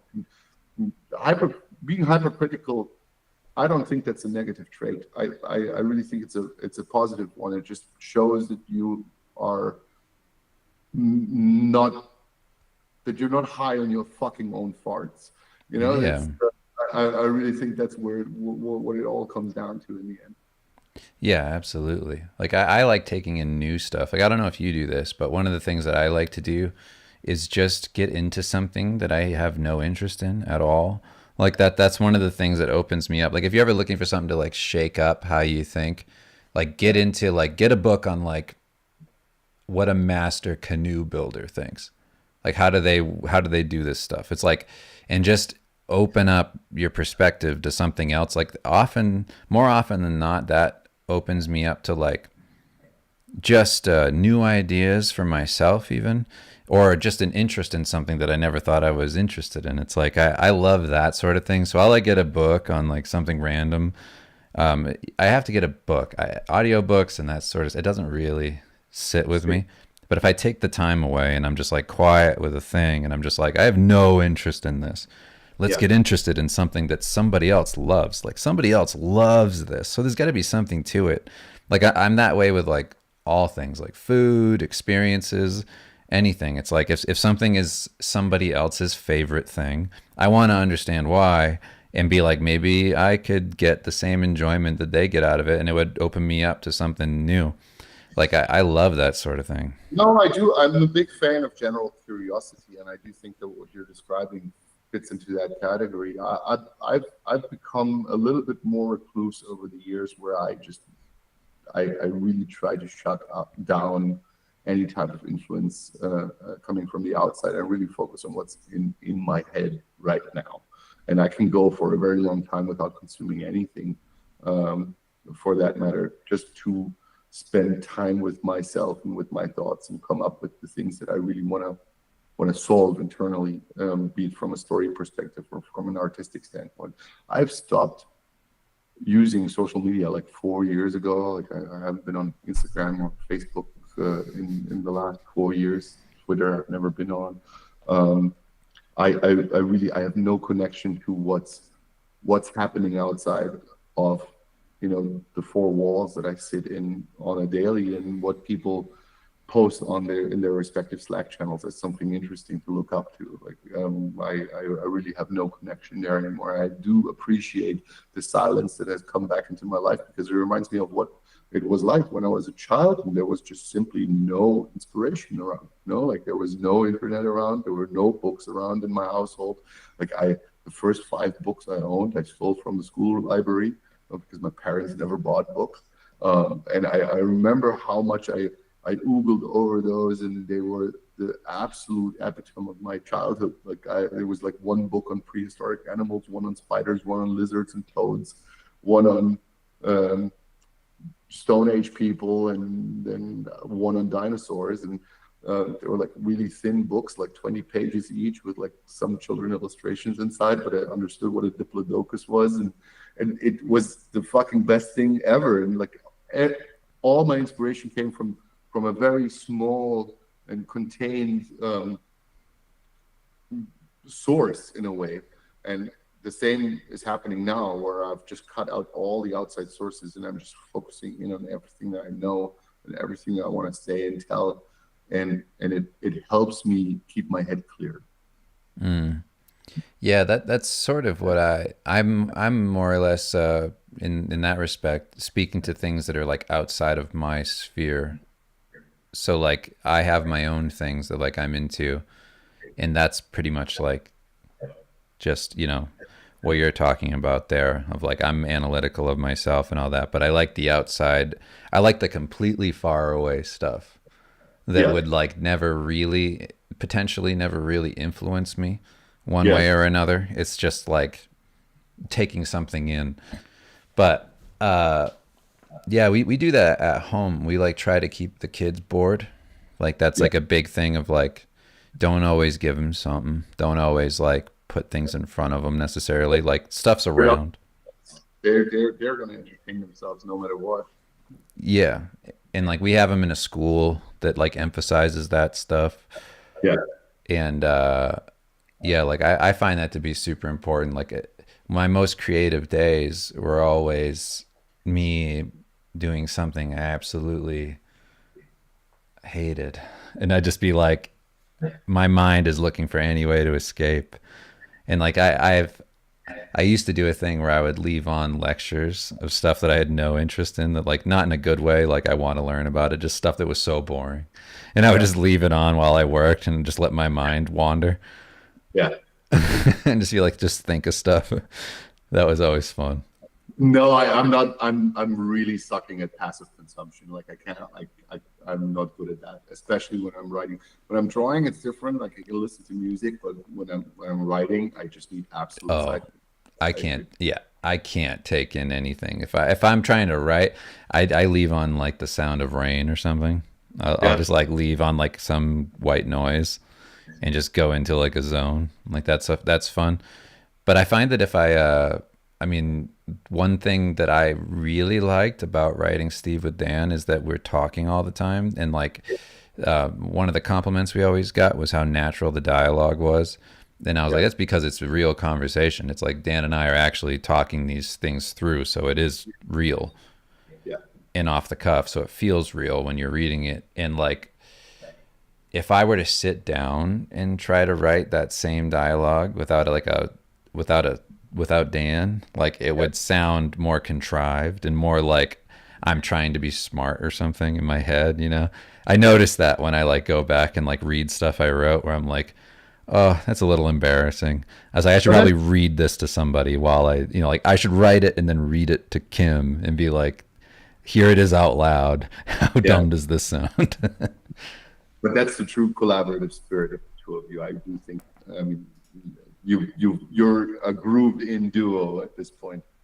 I mean, it's a lot of fun. Like I really like collaborating on that sort of thing. And also, it's like writing's a very solitary thing. I feel so if doing it with Dan and like for lack of a better word, a writer's room is at Yeah. least like a nice social aspect to it, where it's like we're telling a story together. It's Yeah. like that way. It's a little. I mean, it's not necessarily easier. It's just more natural for me. So I find it a little more difficult to like I don't know how you write, but like for me, I'll go for a walk. I'll like think through an idea, like a general thing and like theming mostly. It's not literal like dialogue and like paragraphs. It's just general thinking of like what should happen here, like, at the end of this, should this character die because the thematically the world doesn't need them anymore Yeah. because it's better. Yeah. So, like you think of stuff like like general things like that, and like that sort of thing. Is what I do on my own is like go for like a walk, like think through those things, and then make like a ton of notes. And I always agreed with the idea that if you type things out, it feels more finished and it feels uneditable in a Yeah. certain way as opposed to recording yourself talking about it or writing with a pen in like note style. I don't do any of that. Like for me, it's just a plain Google Doc and then like write it Wow. all. And I've noticed like there is a pattern to the way I work, and that is I tend to ruminate over an idea until it becomes like such a fucking pressure cooker situation in my head that I just need to let it out, and then it's all writing and nothing else, and it all comes out in one big wash, and it's done extremely quickly. But the time it takes to like get to the point where the pressure cooker is so active that I cannot hold on to it anymore, that I need to release it is, sometimes it takes weeks, sometimes it takes months for the thing to like be running through my head. But then you see the field reports of Edom that I sent you, like the novel, the 100 pages that came out in 19 days. Um, Mm, that's just pretty in quick. Yeah, just in like one big explosion, and then it's pretty much over. And I finished the project and started thinking about the next one. So you're pretty much, I don't know, when is your Kickstarter launch? End of March, if everything goes right. Really? Oh, I didn't know it was that far out. Okay. Hey, we're still. I mean, it's because I feel comfortable going online with the Kickstarter with at least 5 books ready for production. So I really want to get through the first 5 books because we're launching a thing. We want to make sure that people get their fulfillment rather quickly. Once the thing gets funded, we can put it to the printer right away. I'm not one of those guys that promises something that he has no control over. I just really don't like that type of abuse on Kickstarter. And I Yeah. think we've shared some stories together about people who have done that in the past, and I really find that a very nasty way to bank on the trust that people put into you. And I really don't want to be one of those guys. So I need to have these 5 books ready to go to the printer, launch the campaign, get the fulfillment done relatively quickly after, have everything already in production after the campaign is fully funded, and then focus in on the second wave of products, which is supposed to come in after that, and hopefully arrange the campaign in a way that it makes sense to have like two big shipping milestones where people receive the first round of products early on, and then the second round of products a year later. Okay. So in terms of that, of being like this close to, you know, a somewhat finish line, at least for your end, the creative end of like making the thing, Yeah. you're talking about like moving on to the next thing. Like you don't have to tell me what it is, obviously, given everything we've said, but are you working on another thing, or are you like building out the same thing, or like, how do you think about that? Are you like, We're doing all kinds of ports. The Orkin IP itself is right now focused on coming out as a book series via Kickstarter to play back pre-production costs that we have invested already into the IP. But at the same time, we're reaching out to partners. We're making new connections outside of the company. Lots of it is going to be revealed in the next couple of months leading up to the campaign, but we've made some crazy progress. So a lot of moving parts that we cannot talk about today because I don't want to pre-reveal them. But yeah. it's all good-looking stuff, and I'm very, very excited about where the story is going. And then outside of that, of course, we have a second IP or a third IP that we are now in the early phases of development, which is then going to be slated at some future point, 2026, 2027, whenever we're ready to announce that. So we're thinking years in advance at this point. That's a lot. That's intense. I mean, it's It is. crazy what you do. It's very fulfilling. Like it's one of the most fulfilling things I've ever done. I've never felt more complete artistically than I feel today. I feel like everything that I've done up to this point, creatively in the realm of service, pales in comparison to what I'm capable of doing if I'm left to my own devices and can really commit to something. And I'm doing my best work now because I know what I'm working for, and that is making it sustainable for my team to live off of our own ideas, rather than sucking on the teeth of a giant animal that feeds us from the outside.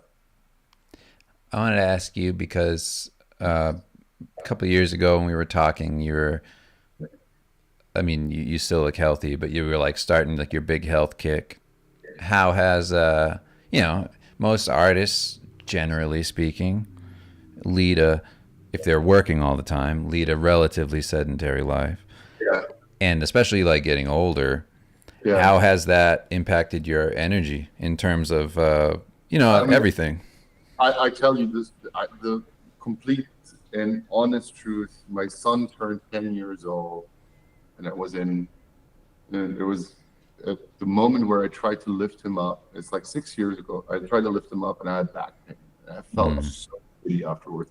I felt so shitty that I could not lift my 10-year-old boy up, and then like you wander off into the fantasy land of being a dad. What if a war breaks out? What if I need to like carry my son now? I'm such a fucking loser. And then I talked myself into like watching the most terrible bypass operations on YouTube that I could find. And I watched people like giving up on themselves, and I gave myself like 3 weeks of a shock therapy, and then I decided, okay, I'm changing everything. And then like as I made that decision, I decided to start lifting weights like a moron, and became like a part-time strength athlete that lifts insane weights in his downstairs gym and tries to keep himself healthy with that. That's really the whole magic behind that, and that kept me. First of all, that changed a lot of things. The first thing that it changed was my view on sports in general changed. because I was a snotty idiot before that. Like I believed sports to be, for stupid people, and like everybody that does sports, they have no brain, they have no other things to do. And I was very arrogant towards it. And so that was the first humbling thing that I went through, like understanding what your physical limitations are, where your body is just like not capable of reaching the goal that you're trying to reach. And it's not like some mental game where you can talk yourself into the idea of like, oh, I could have done it because I thought it through in my head, but like something else came by, and like out of this particular reason I didn't achieve my goal. Well, it's a very clear physical limitation. And then once you're understanding that you're physically limited, then trying to overcome that physical limitation is it was a completely new challenge for me. And that humbled me like probably nothing else in my life. And I've been a better person since then. I sleep better. I don't stress out as much anymore. I don't lose my temper as easily as I used to. I'm more set in my habits. Things have like really leveled themselves out on their own, and I never had back pain again, which is probably the thing that helped me the most, because now I can lift my son whenever I want to, and he's light like a feather to me. That is really that's what gives you the confidence in the long run. You feel like you are de-aging in a way, or you're at least stopping time for a little bit, allowing for things to recover, and you having more energy to achieve the things that you really want to achieve. So I'm in a better spot. I mean, I got rid of my Red Bull addiction as well. So that was, Hey, that's good. I remember you were drinking a shitload of those. oh God, it was like at 6 cans a day Oh my for God. years and years. That was the only way for me to stay operational. I would have to. I drink 15 cups of coffee a day plus 6 Red Bulls. It's absolutely disgusting. That was terrible caffeine addict out there. It's a brutal baseline, 15 cups. Yeah. Yeah, So, I remember going to your studio the first time and seeing all the Red Bulls, and I was like, that's wild. I was like, it's a lot of Red Bulls. it's so wild. I mean, like it was so wild because I drank so much that Red Bull started sponsoring us, started sending pallets over. They were sending pallets to the studio, and there was just this never-ending stream of Red Bull in my life. And I don't know, like since I've kicked that habit, I also feel my heart is doing a lot better. You know it's a problem when Red Bull sponsors you and you're not an athlete. Yeah. Oh man, that's devastating. That was really the biggest change of the last 5 years, was just becoming a more physical person, and in the process understanding that there's more to life than just being trapped within your head the entire time, and mulling your own thoughts and regurgitating your own ideas. That there's weights down there, weight to be lifted. And sometimes it's just the simplicity of the routine really makes the change. I told my son I had something similar the other day. I think I freaked him out a little bit because he was like, "Why do you exercise so much?" And I was like, "Well, because I was like, I want to be strong. I want to be healthy for you guys. I was like, I want to be fit. I want to be able to handle myself." And then, and I was like, and I imagine, it's just something like what you were just saying, is I was like, I imagine that you're hanging off the edge of a cliff, and I'm not, and I said, and I'm not strong enough to lift you up. And only a dad could ever think about that. And he just, he just looked at me like, that's so dark. Like, I think that I can't save you from dying. That's what I think about. It's honestly what I think about. No, that's why you're a good dad. I think about saving your life. Bro, I tell you, I literally, when I tried to lift my boy and I couldn't lift him up, I was like, there's going to be a war tomorrow. And then I need to bring my wounded son to the hospital. Or we need to run away. Or, I need to have him on my back and I can't lift him up. Like literally that's the shit that you think about when you're a responsible dad. So I'm completely with you. Yeah. Yeah, it is wild, like where your mind goes to these like dangerous, like hyper masculine fantasies where you fail because you're not tough enough. But it's, dude, but this is really, I mean, like, look, that is the motor that you and I are made of. Like, we are essentially always afraid of failure, or afraid of, waking up and not being the people that we wanted to be anymore. And I do think that is what really pushes us um, to accomplish the things that we want to accomplish. Yeah. What is I don't know how old you are. I'm 37. 45. What is your like future plan look like in terms of you're gonna keep working on your own stuff? Do you see yourself leaning more into like the writing side, like as you get older and you just start to do your own thing? Like, I do think I will abandon art eventually. I mean, not entirely, but like I will not have it as a weekly habit anymore. I yeah, really don't. It's gonna last. It is my interest has like disappeared over time. Like, I've done it too long and too much, and it is still something that I enjoy doing. It is still something that I feel is useful to get myself into the right mindset, but it's not something that I feel is defining me as a person the same way as writing is defining me. Now, I really want to spend the later half of my life committed more to the writing side of things. will you keep your studio and everything? You feel, or you Yeah, just like, SMB is going to stay around. I mean, it's not going to go away. It's been an established thing for such a long time, and the brand is there, and the studio itself is here. I've been holding on to the studio since Corona broke out, pretty much, and it's only been like 5 people in the office most of the time, and it's only admin that is in house. Any of the artists that we work with, they're out of the studio. They're doing home office and stuff. But like, I love the studio. I love this place.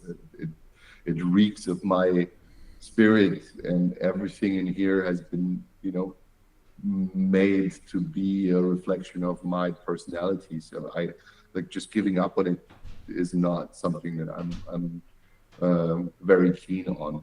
I might have to move it at some point because I don't know how long we're going to stay in Germany in total, and there's new opportunities rising for us left and right. But for now, as it is, I'm trying to keep it alive. I'm trying to keep the doors open. I'm trying to like still keep it an institution for the future, and maybe even manage somehow in the process of scaling the IP work and the independent stuff to refill the studio with new life. hmm, But it doesn't need to be artists that come in. Maybe it's musicians that come in, or programmers. Who knows? Like, something's going to happen. I have the feeling that something is going to happen, especially next year. I've been building up this momentum internally, and I feel like things are going to turn out the way I'm manifesting them right now, as ridiculous as they sound. do you have like any aspirations for like, I know that you're talking about writing and stuff. Do you have any aspirations to do anything else, like doing directorial things or being like a game director, or just being like a part of another process in, or would you stick to like a lot of people who are creatives will just, they're always writing stuff. It's like, if you look at like, he's like a big one, but like if you look at like Stephen King, right? Like he's not directing movies or doing any of the other stuff. It's like he's just sticking to what he does, and then he's gonna stick with that. And who, if anybody wants to make something of the things, he'll be involved somewhat, but like that's not his wheelhouse. Or are you more of like I want to do everything? I never thought I'm going to be a writer. Like, if you would have asked me 5, 6 years ago, what are you going to do in the future? I would have told you, oh, I'm just going to draw this amazing, magnificent piece next, and it's going to be the best piece I've ever drawn. And everybody's going to like it, and it's going to be tremendous. But I just don't. I just didn't see that coming, and it happened. And I really, open enough to take whatever challenge comes my way as long as I'm in charge. That's Okay. the only thing that I will never commit to something where I'm not in charge. Like, I've done the minion type work long enough. I can't do it any longer. Did you really fall out of a plane? What is that? Did you really fall out of a plane? You mentioned that. Oh, no, you actually talk about something. I just made some shit up. Okay, I was wondering if that actually happened. I was like, I went skydiving. Oh, no, I didn't fall out of a plane and landed in Algeria. Sorry, that was just a dumb line. Dude, I went skydiving, and when you go the first time, or first handful of times, you got to be strapped to somebody to Yeah, like walk you through stuff. So I went for that, and I was strapped to this guy, and you have like the straps around your thighs like this, like in your crotch. yeah. And dude, we went skydiving. So like we went through this cloud, we were falling. It was nice. I was like, this is cool. I just wanted to do something weird that I hadn't done before. Yeah. And so I was falling, and it felt good. It was all like cool and nice air coming through. Look at the ground. It's so far away. Dude pulls the chute, man. Those fucking straps between my legs went up suddenly. I thought my right testicle exploded. Dude, I thought it exploded in my pants. And we were we were coming down, and the guy was like, how was that, huh? First time skydiving. I was like, I think my right testicle exploded a second ago. And he was like, yeah. And I was like, yes. I'm like almost positive there's blood going down my leg right now. And he was just Oh, like, oh, cool. He didn't know what to say.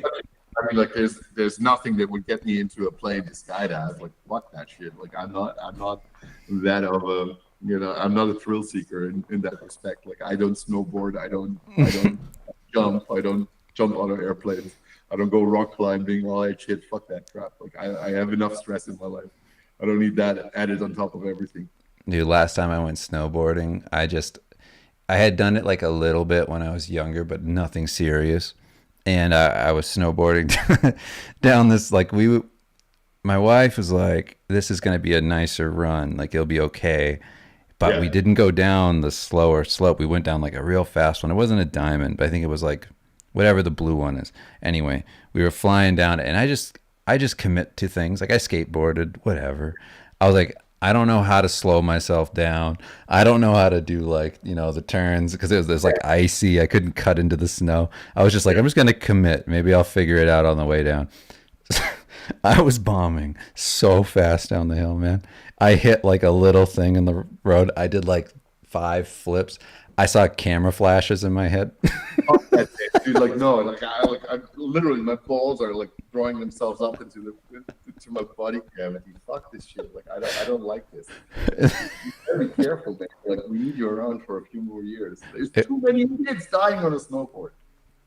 Dude, I got knocked out a lot as a kid. Yeah. So I'm sure I have CTE to some extent. I also had a cat box in my room as a kid that just smelled like piss all the time. And I don't know if you know about that, but the stuff that's in cat piss, if you're around it too long and you breathe it in, it makes you crazy.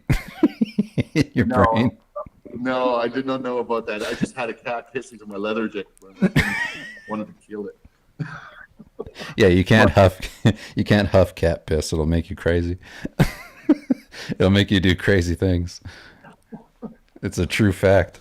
Well, no. But yeah, I got to protect my head more. But I like doing other stuff. I like I'm trying to get into different things. Bought a gun, go to the range and shoot. That's fun. Target practice stuff. Good, Just good. doing, just being a different thing. What's Yeah, that? just Yeah, we're live. Can I just say hi? Yeah. Oh, look at Hi. look at the I can't mama. hear you, but I just want to say hi. I miss you. And I love you. And I miss Adrian and Jay too. Yeah, you guys better come over soon. Love you. Love you. Does Kimmy want to say hi? Okay. Good. But Yeah. yeah. Oh man, I'm having a fun time just like being a dad. That's like it's not a danger because, like, do you ever hear that story about that dude who went on vacation and there was a guy who took people out on like fishing trips and the dude that was on vacation was like, he was like a businessman, all this. He goes out with this fisherman and he's like, man, this is a really great gig you got. He's like, if you took this, like you could really expand this. Like you could grow it out into this big business, bring on more boats, more people, do all this. And the guy who's the fisherman, he goes like, well, then what? He goes, well, then you'd be able to get a bigger house. You'd be able to do all this stuff. You'd have this financial freedom. And he goes like, okay, yeah, but then what would I do with that? And the guy's like, well, then you could spend all your time fishing. And he was like, well, that's what I'm doing fucking right now. And it's just like, that's how it kind of feels, having like my family and everything. Is just like, I have to wrestle with that, of like the doing my own thing, but also just having like I was working for this. I was working to have like my happy family. My kids are happy. They're in a great school. I have a beautiful wife and a home and like dogs, and I go for walks in the fall and I love it. But now all of that is accomplished. Like, of course, you're gonna have a longing to go back to the thing that like brought you to where you are in the first place. You know, I remember when you reached out to me, like what, 18 years ago, where you just decided out of the blue you're gonna be an artist, and you wrote me on MySpace, and you were like full of fire, and I told you like, what did I tell you? Like, you need a year, and you like came back with the snottiest reply I've ever gotten from anybody. Oh, I'm gonna do it in 6 months. But I mean, that to me explains your character, like in all its facets. You got from there, you built yourself up, you turned your name into a brand. That brand became successful for you to feed a family off of it. You went full circle, accomplishing everything that you wanted to do, and now you need to go back to who you were at the beginning, and it's normal. It's normal. I think it's a normal transition. It's not something to be ashamed of or something to question. Or I think it's the way things should be going. You know, you can do the service thing always. You can always go back to it. Yeah, I agree with that. I think it's more of like, I'm still in the honeymoon phase of having just got a house, having everything be like nice, and and just being like a little chill with stuff. And I just cut out edibles. I'm done with that. I mean, for as long as I've been knowing you, things have progressively become better. Like it's not like your career spiked once and then you disappeared. Like, you've been continuously following a positive trajectory for as long as I've known you, from the day you started dating Kim to today. Like, I feel like there's a net positive to your life, you know? So it's just natural for you to start thinking about like, hey, what else is out there? What else do I need to do to go back to who I actually was, and come full circle on that hero's journey? Yeah, I agree with that. Yeah, I remember you were telling me that, or like when I first had kids, you were like, once they're grown up a little bit, once they're out of that baby phase and all that, it's like you're gonna get hit again with like that work ethic's gonna kick in again and be like, go go go. I mean, it was my work ethic. It's so funny, like after you have children, it's like your work ethic kicks in so hard for just making money. You're like, I'm just gonna go nuts. I'm gonna like make as much money, because part of it is like a safety thing too, of like you're taking, if you're not presently aware of it, you'll take less risks inherently because of the family. So you'll be like, this is the thing that makes a lot of money guaranteed. I know I can make money doing this thing, and it's not that much of a risk. It's just hard work. And so like you invest into that like fully, of like hit the ground hard, like boom, boom, boom, like just doing work, getting into a place. It's like I felt that way about like, I told Kim, I was like, I'm going to become the Diablo guy. I was like, just for the sake of it, I'm choosing to become this guy. I just want to see if I want to see if I can speak it into existence and then work it into reality. And then that like happened. And I was like, yes. I was like, I got like the contract. I got like this like full thing going. It's nice. It's been like super good for me in terms of I wanted to like get back to painting. I was like, I wasn't really a painter for a while. I was like, what if I get good at that again? That'd be nice to figure out how to scratch that itch. I still want to be that. And I was just like, okay, I'll do that for a while. And then I've been doing that. And I'm like, I'm in that for a while now. And it's nice and it's not I'm not letting myself get comfortable because I like the challenge of like, nobody's telling me to do more, do better, do whatever. It's just in my head. So like I like that thing of being like they're giving me enough money to push myself beyond what I'm comfortable with every time. It's like so I have that capability. So I'm like, okay, cool. I'm gonna keep growing and growing and growing, and then I'll have this big muscle. That'll be nice to have. And then it's like after a certain point though, I have to be like, all right, get back to the other stuff, get back to like the other creative pursuits too. It's like this thing's nice. I mean, can you manage it to a place where like you're not doing solely that you have like this and then this? So I'm getting back into that, and it's like slowly working its way into a normal, you know, like initially with any job, it's like you get into it and then you're like run, run, run, run, run, do the best thing, and it's like you keep doing that, the best possible job you can do throughout because you want, that's who you are, right? It's like you're committed. You said you'd do it, you're doing it. It's like, but once it becomes a little normal, you need the next thing that's going to push you. It's like, cause I'm that way where like, I cannot get comfortable. Like the best thing about like, you were outsourced your studio. So it's similar. It's like for me, I've been a freelancer for nearly 20 years. It's like, so like, I love the constant evolution of like, get a little comfortable in a thing, realize that that's death, and then do the next difficult thing and like keep moving. Here, like, dude, like I would never judge a dude for being a good provider. If you have a family to support and you can do that in a manner of collecting cash via good contracts, you should do that as long as you feel comfortable doing that and until the family is set. You should only go back to being a fairy, in a sense, or a pussy, in a sense, once everything else is covered. What I would never recommend to anyone is, being a child while having a child. You want to go back to your childhood roots once all the other manly shit has been covered and set the foundation for the family to prosper. And then you can go back to your hobby. And I just want to get shredded and rich. But you know what I'm talking about. There's guys out there that, they think that they can live that Peter Pan life while having responsibility, and that doesn't work. Like it just doesn't work. Like you have to put something up first before you are returning to yourself and building yourself up.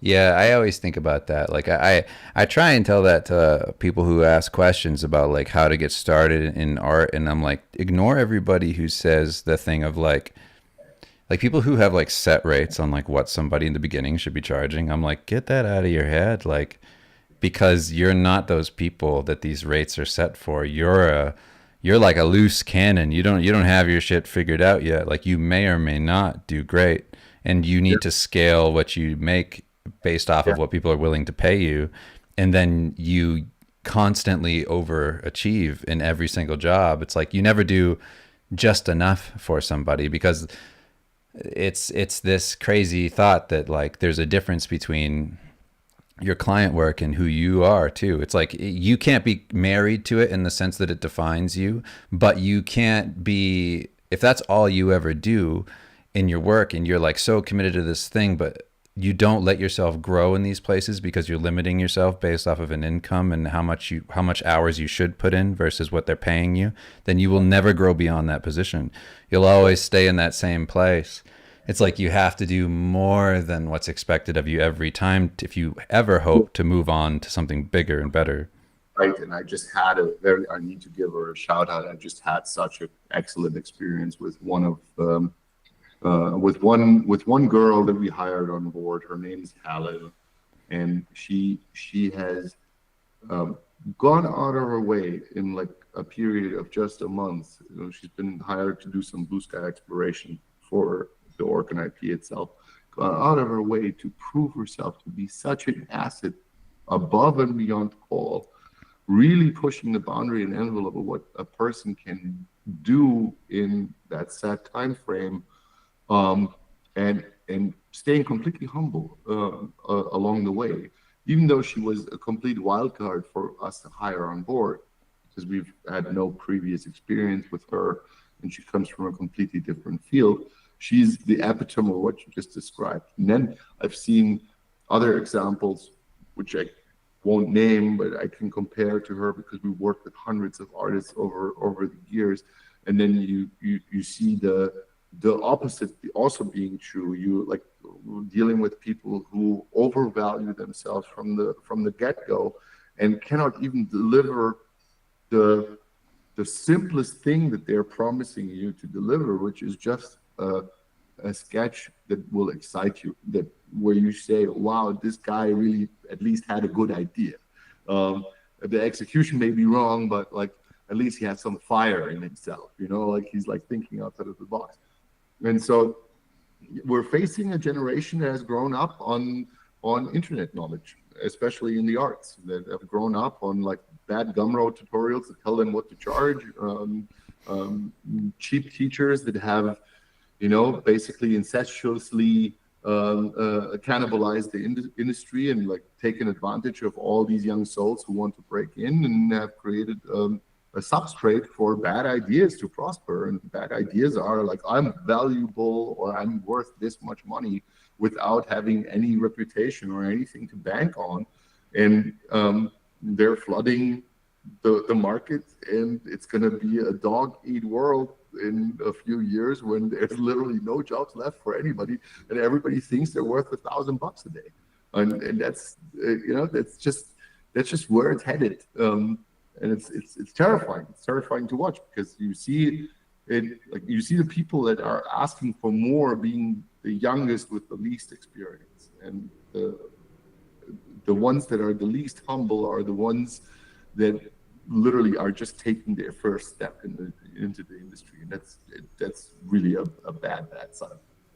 Yeah, I think about that with like, there's like an expectation sometimes, and I feel like I've been guilty of it in the past, in like weaker moments where you think yourself deserving of something, and it's very egotistical, because it might even be true, right? Like it might be true in your head of, I know what I'm capable of, right? But nobody else does until you show people what you're capable of. Until you solve a problem for somebody who has money, and that person has one problem less in his life, until then, you're not worth a fucking cent. That's the reality of it. Only when you solve other people's problems, they will continue to give you cash. There's no other reason for anybody to hire you ever as an artist, because all they want is just you to solve a problem that they cannot solve internally, that they don't have the capacity for, and don't have the people for, or the manpower for. It's the only reason why you get hired. Not because you're a genius, not because you do these things better than anybody else, but because you solve a problem right then and there. And then they will recall. It's like fucking, why do you call a plumber? He's fucking fixing your sink, right? And if he's fixing your sink and your sink breaks down 2 months later, who are you going to call? The same fucking plumber. You're not going to look into the yellow pages to find a different plumber. You're going to go to the guy that already fixed the sink once. And this is exactly how art works. You fix a problem for client A is going to come back when he has the next problem. It's that simple. But you don't fix the problem for client A is never going to call you back.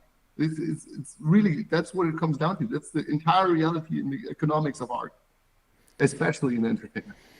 And that's what people don't understand. They don't understand. They can't wrap their heads around it. They think they're born geniuses, like with a huge asking price, but that's really the most irrelevant part of it. The fact that you consider yourself a genius is irrelevant in the greater scope of problem solving. One of the more like controversial things I see people talking about a lot now has to do with crunch in like game studios and all that. Dude, and like, don't get me started, dude. Like, hold on. Yeah. So the thing that like I struggle with in that is that like I understand it. Like I understand even so far as like being completely devoted to something that's not necessarily like, you know, I can understand and relate to like not being devoted to something that's not like your vision, right? It's not your whole life. Your whole life is not going to be defined by this thing. And like I totally understand that. And like you should take care of yourself and you should focus on what you need to do. But as a freelancer, my whole life was crunch. Like my whole existence was, you know, quote unquote crunch. And like every project I've ever done for myself with Dan has been crunch. It's like, and I honestly have this, you know, maybe it's something that's just on my end of like not, maybe I don't take care of myself the same way that like somebody else might, right? That's a thing. Or I might have like this addiction Or to work in certain aspects because I love it. yeah, but Dave, or you might not be one of those people that tries to find excuses for why they're not working and comes up with fancy words like work-life balance to excuse their own laziness. What are we talking about? Like, the people that are talking about burnout are getting younger and younger and more entitled in the prospect. I've never seen these problems happening with people who are set in their ways, who have responsibility and accountability towards other human beings. But we're talking about like a generation that is growing up without any notion of urgency towards work. Like urgency towards work is like what used to define us. We would be measured by the things that we accomplish in a lifetime and not by the things that we don't accomplish in a lifetime. And I do not think that work-life balance is the solution. Well, I think there's a disconnect in like how you relate your life to what you choose to pursue. And like if like for me, like I don't have some disconnect between my work and my life. Like my work is very much a part of my life. And in certain times it's going to, you know, they're going to kind of go back and forth. It's like there might be more work or less. There'll be periods of intensity Yeah, versus periods of relaxation where I take more time for myself. But I've never really looked at it as like one or the other. I've looked yeah, at it as like a cycle. It's like if I have a project I'm doing, and there are certain points of like we talked about with writing where like reflection is needed or distance is needed. Like you said, you'll sit with a project and then 6 months later, 6 weeks later, you'll come back and be like, ooh, okay, this idea needed room to breathe. It's like yeah. that is a thing. But once you have it like locked in, it's like I personally need to be in it so much. Like I need to be like once that ball gets rolling, I'll lose steam and like it'll lose that energy, that like kinetic energy that a good idea has. It will go away and dissipate if I don't have it completely like enveloping me in some respect. It's like so there is balance in the sense that like yeah, I won't do it all the time because if I do it all the time, I can develop like a lazy habit of thinking about it sometimes, or like I'll develop like a neural pathway in my brain that I run down every time I do the same thing and I'm not thinking differently about like problem or solution.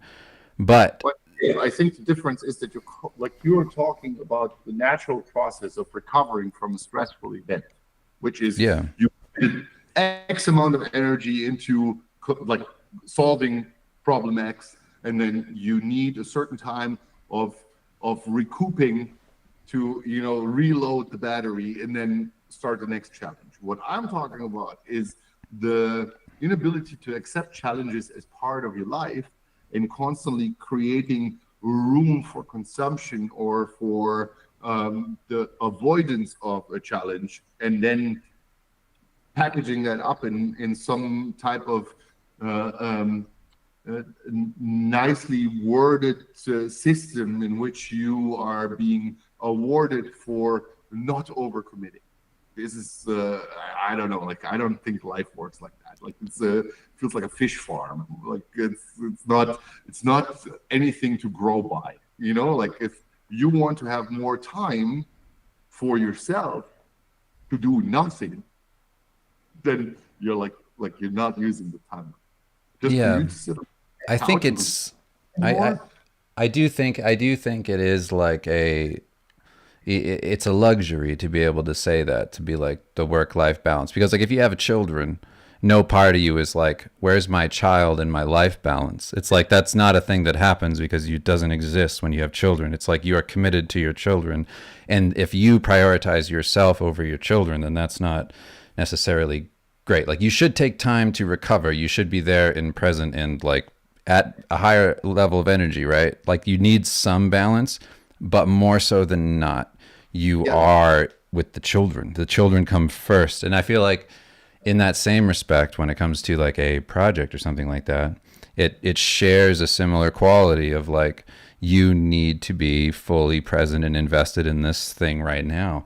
And it's like, it could take, you know, those things. It's that idea of like tomorrow becomes never. It's like if I constantly am like doing this and whatever, this thing becomes like unrealistically huge because I didn't commit. It's like then that's when stuff like scope creep starts to happen, or that's when things like balance and like or what was the vision in the first place, because you weren't fully present in the vision throughout. It's like, so it's like you kind of lose sight because there's so much distance.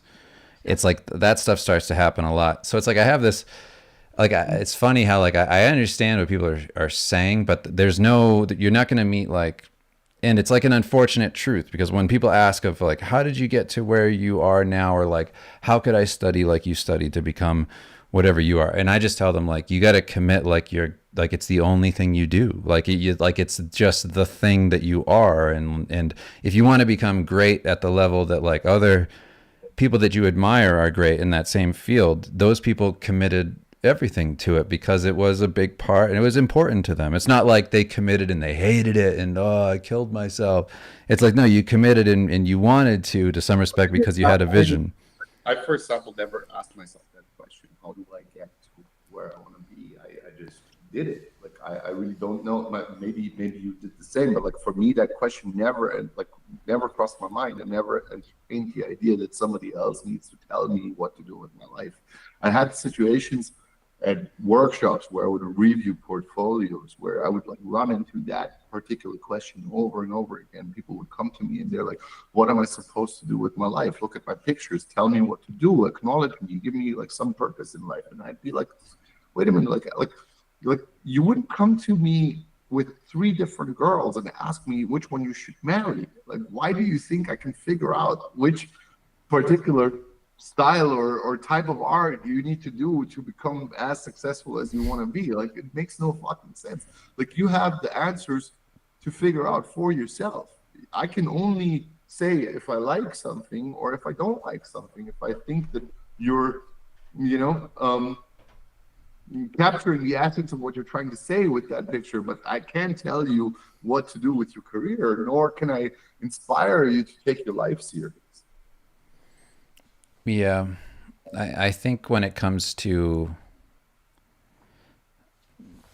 I think when it comes to like your own exploration of like who you want to be in yourself, it's like, it's less about an end.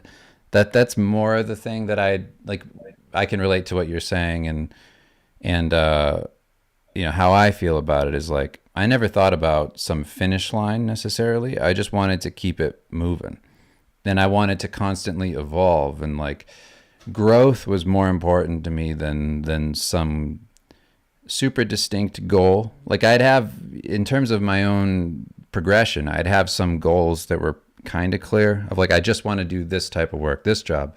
If I did this job, that's the next one in line, it's at my level-ish, I bet I can get that. And then I'd get there and then I'd choose another one, and then I would choose another one. But it wasn't like I would have ever been satisfied.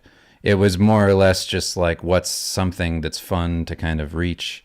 If I can get better and better and better, then I can get this thing, and then that, oh, cool, I did it. Next one. And like, it was always that. It was always this like forward progress.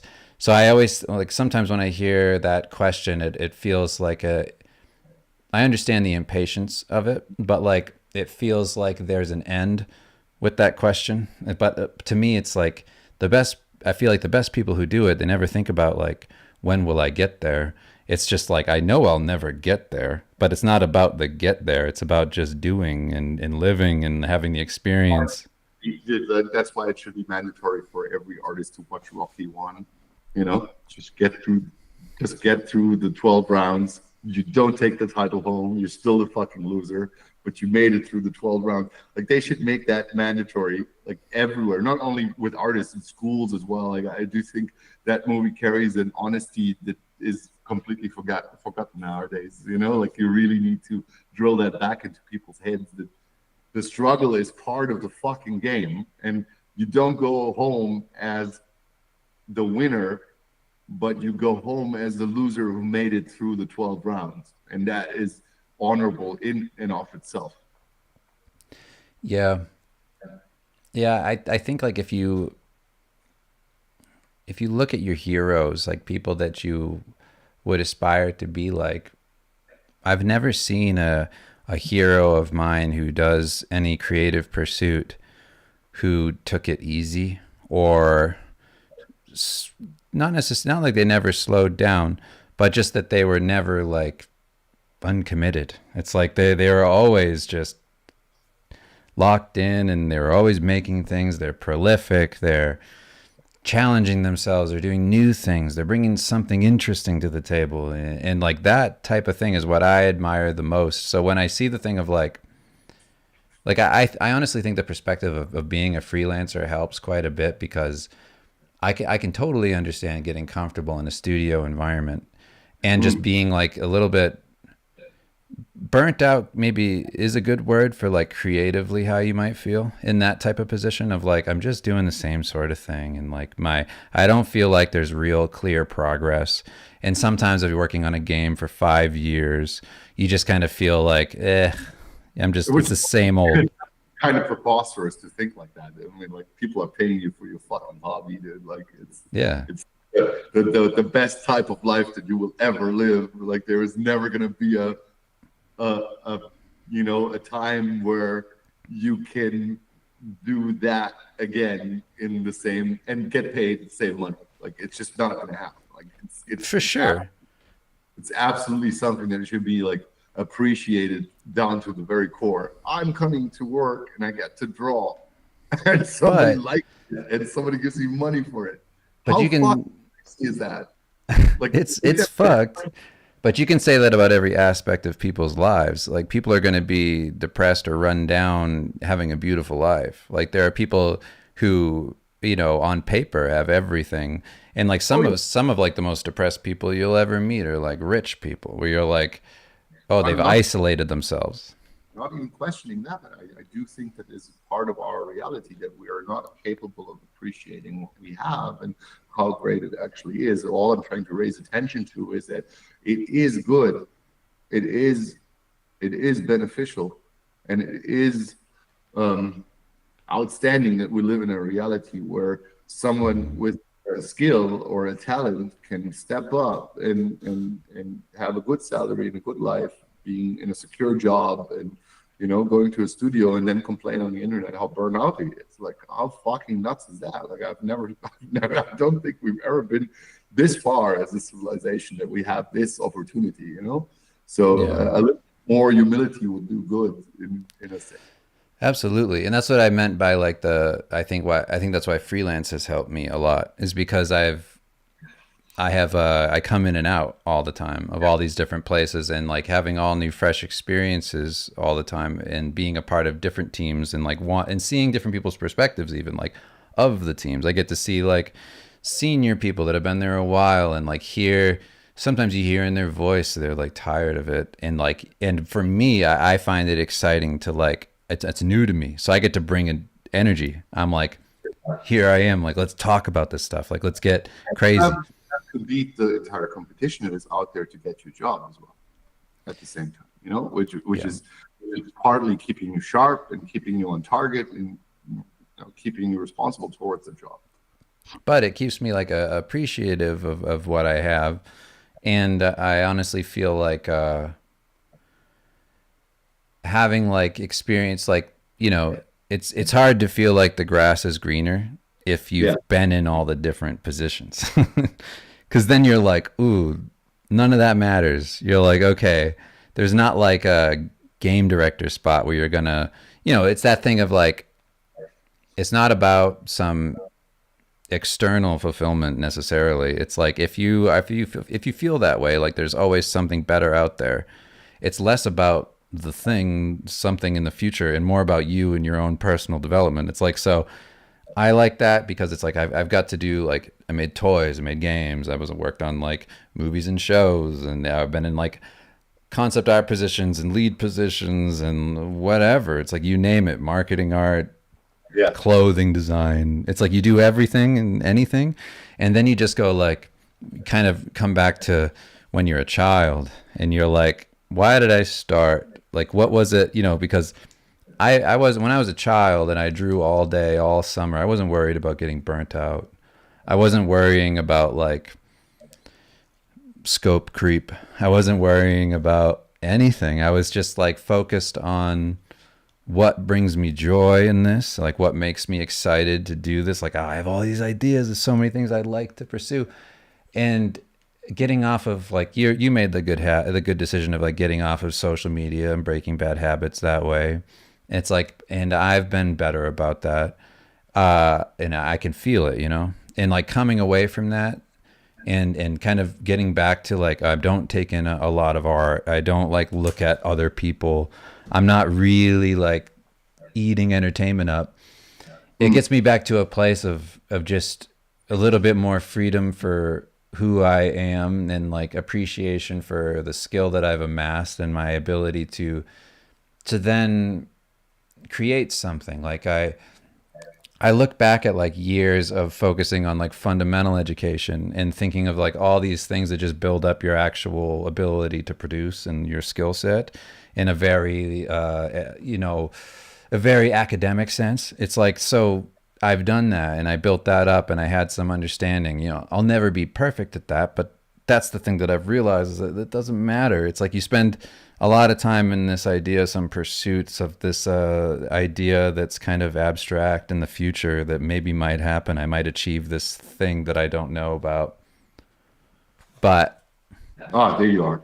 oh, sorry. Anyway, yeah. So I was saying that this idea of like this abstract goal in the future of who I could be based on my skill, it's like I see that thing in the distance, and it's like maybe I'll get there someday. I don't know what that even means.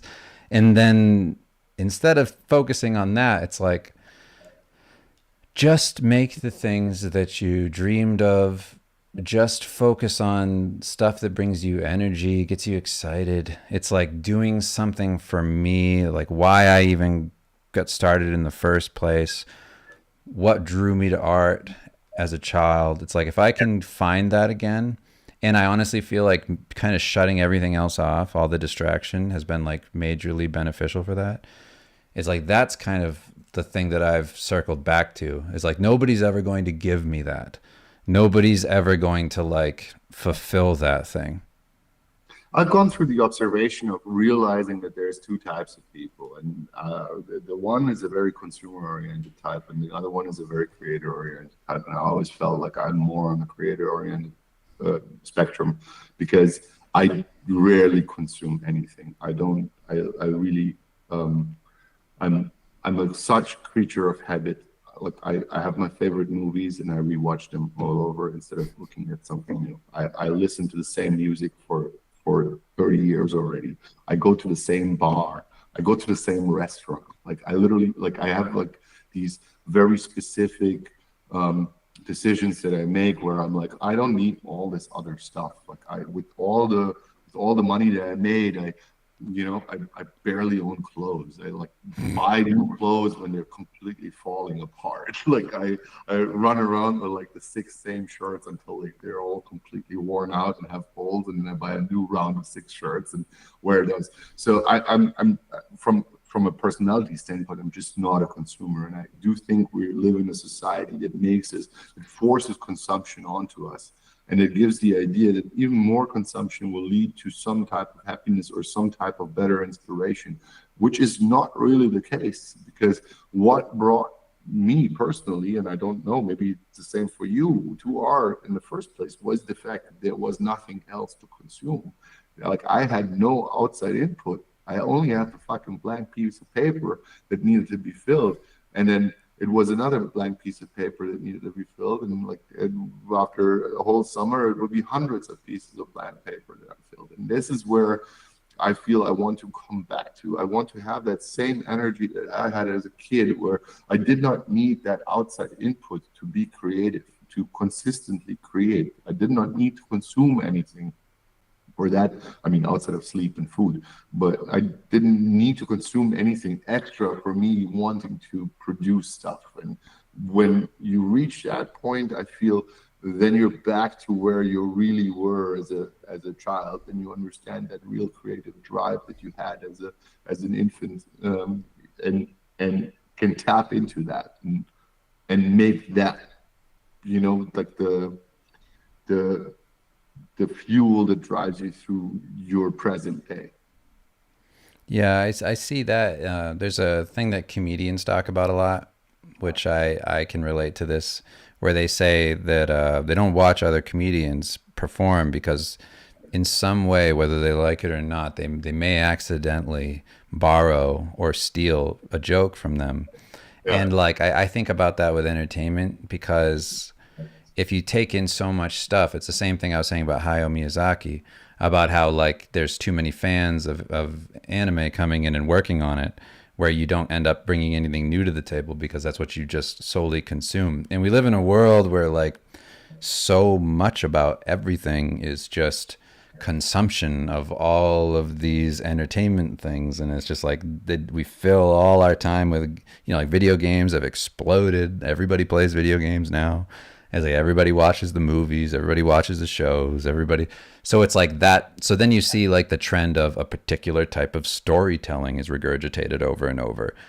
A particular type of design is seen over and over. It's like and then there's this like, you know, there's this weird mix up where it's like, I see, you know, this is only one particular small example, but I see it a lot where it's like, you've seen so many of the same designs over and over again that you start to over design because you think that that's like going to one up something else. And it's like you start to lose the whole like fundamental understanding of why something works and simplicity and all this other stuff, because you're just taking in so much of what everybody else is doing all the time that you think that you're like competing with that. And like if you do take a break from that sort of thing, or you shut off, like I used to think about it, Dan and I used to talk about it, where you would play like, even, you know, imagination wasn't even fully gone in like Nintendo games, because the little thing that was representative of like a character was a little sprite. It was this little tiny couple pixel thing.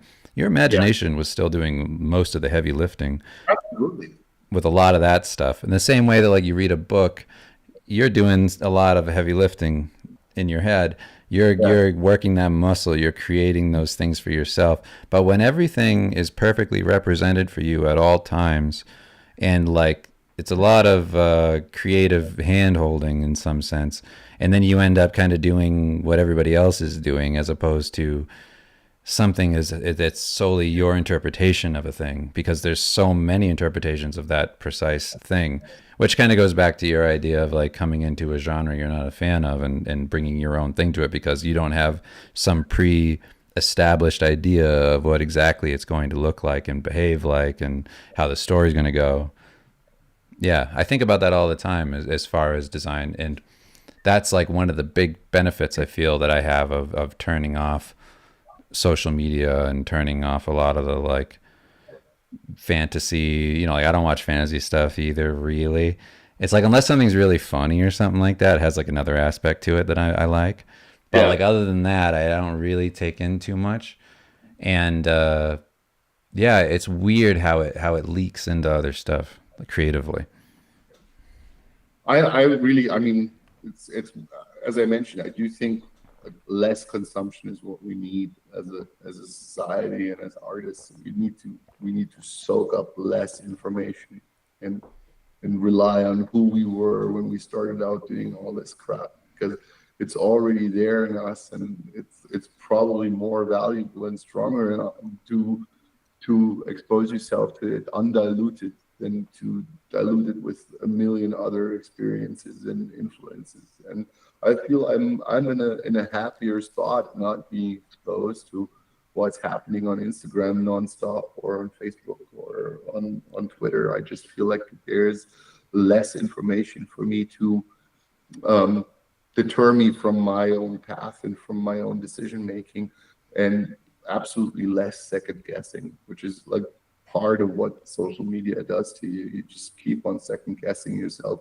into oblivion, you know, like until you're so struck by analysis paralysis that you can't even like make a decision for the next piece you want to draw, because you think everything is important, and all that information is nonsensical. We're not, I don't think we're hardwired enough to soak it all up the way it's being presented to us. And you need to step out and reconsider who you were and what the motivations are behind you becoming the person you are today.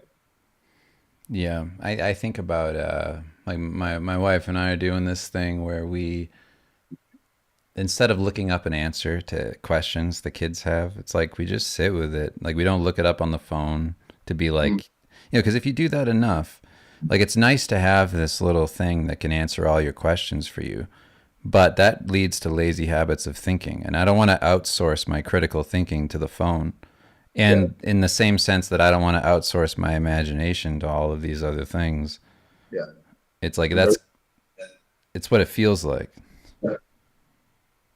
Well, I'm happy that you're thinking that way, because I think very much closely to that. Like I really feel like it's a more fulfilling life to rely on things we know rather than relying on objects to tell you things that you know you could have discovered on your own. Yeah, I think I'm mostly trying to curb the overall laziness, that disengagement that I think makes people sad. It makes people a little more miserable to not be like engaged with a project. You know what I mean? Yeah. But I mean, people in general are miserable for all kinds of things, as we've just concluded. You know, like I do think they're also miserable when actually they shouldn't be. Like I do think a little bit of self-reflection is also necessary in the entirety of misery. That things are not as bad as people think they are, and that you know, some certain things need to be appreciated for what they are. And if things are going okay for you, they should be, you know, they should be at least making you happy in a sense, that you know that you have that security and that you have that freedom to be one of these people in this generation that can actually contribute to entertainment, that be paid for it.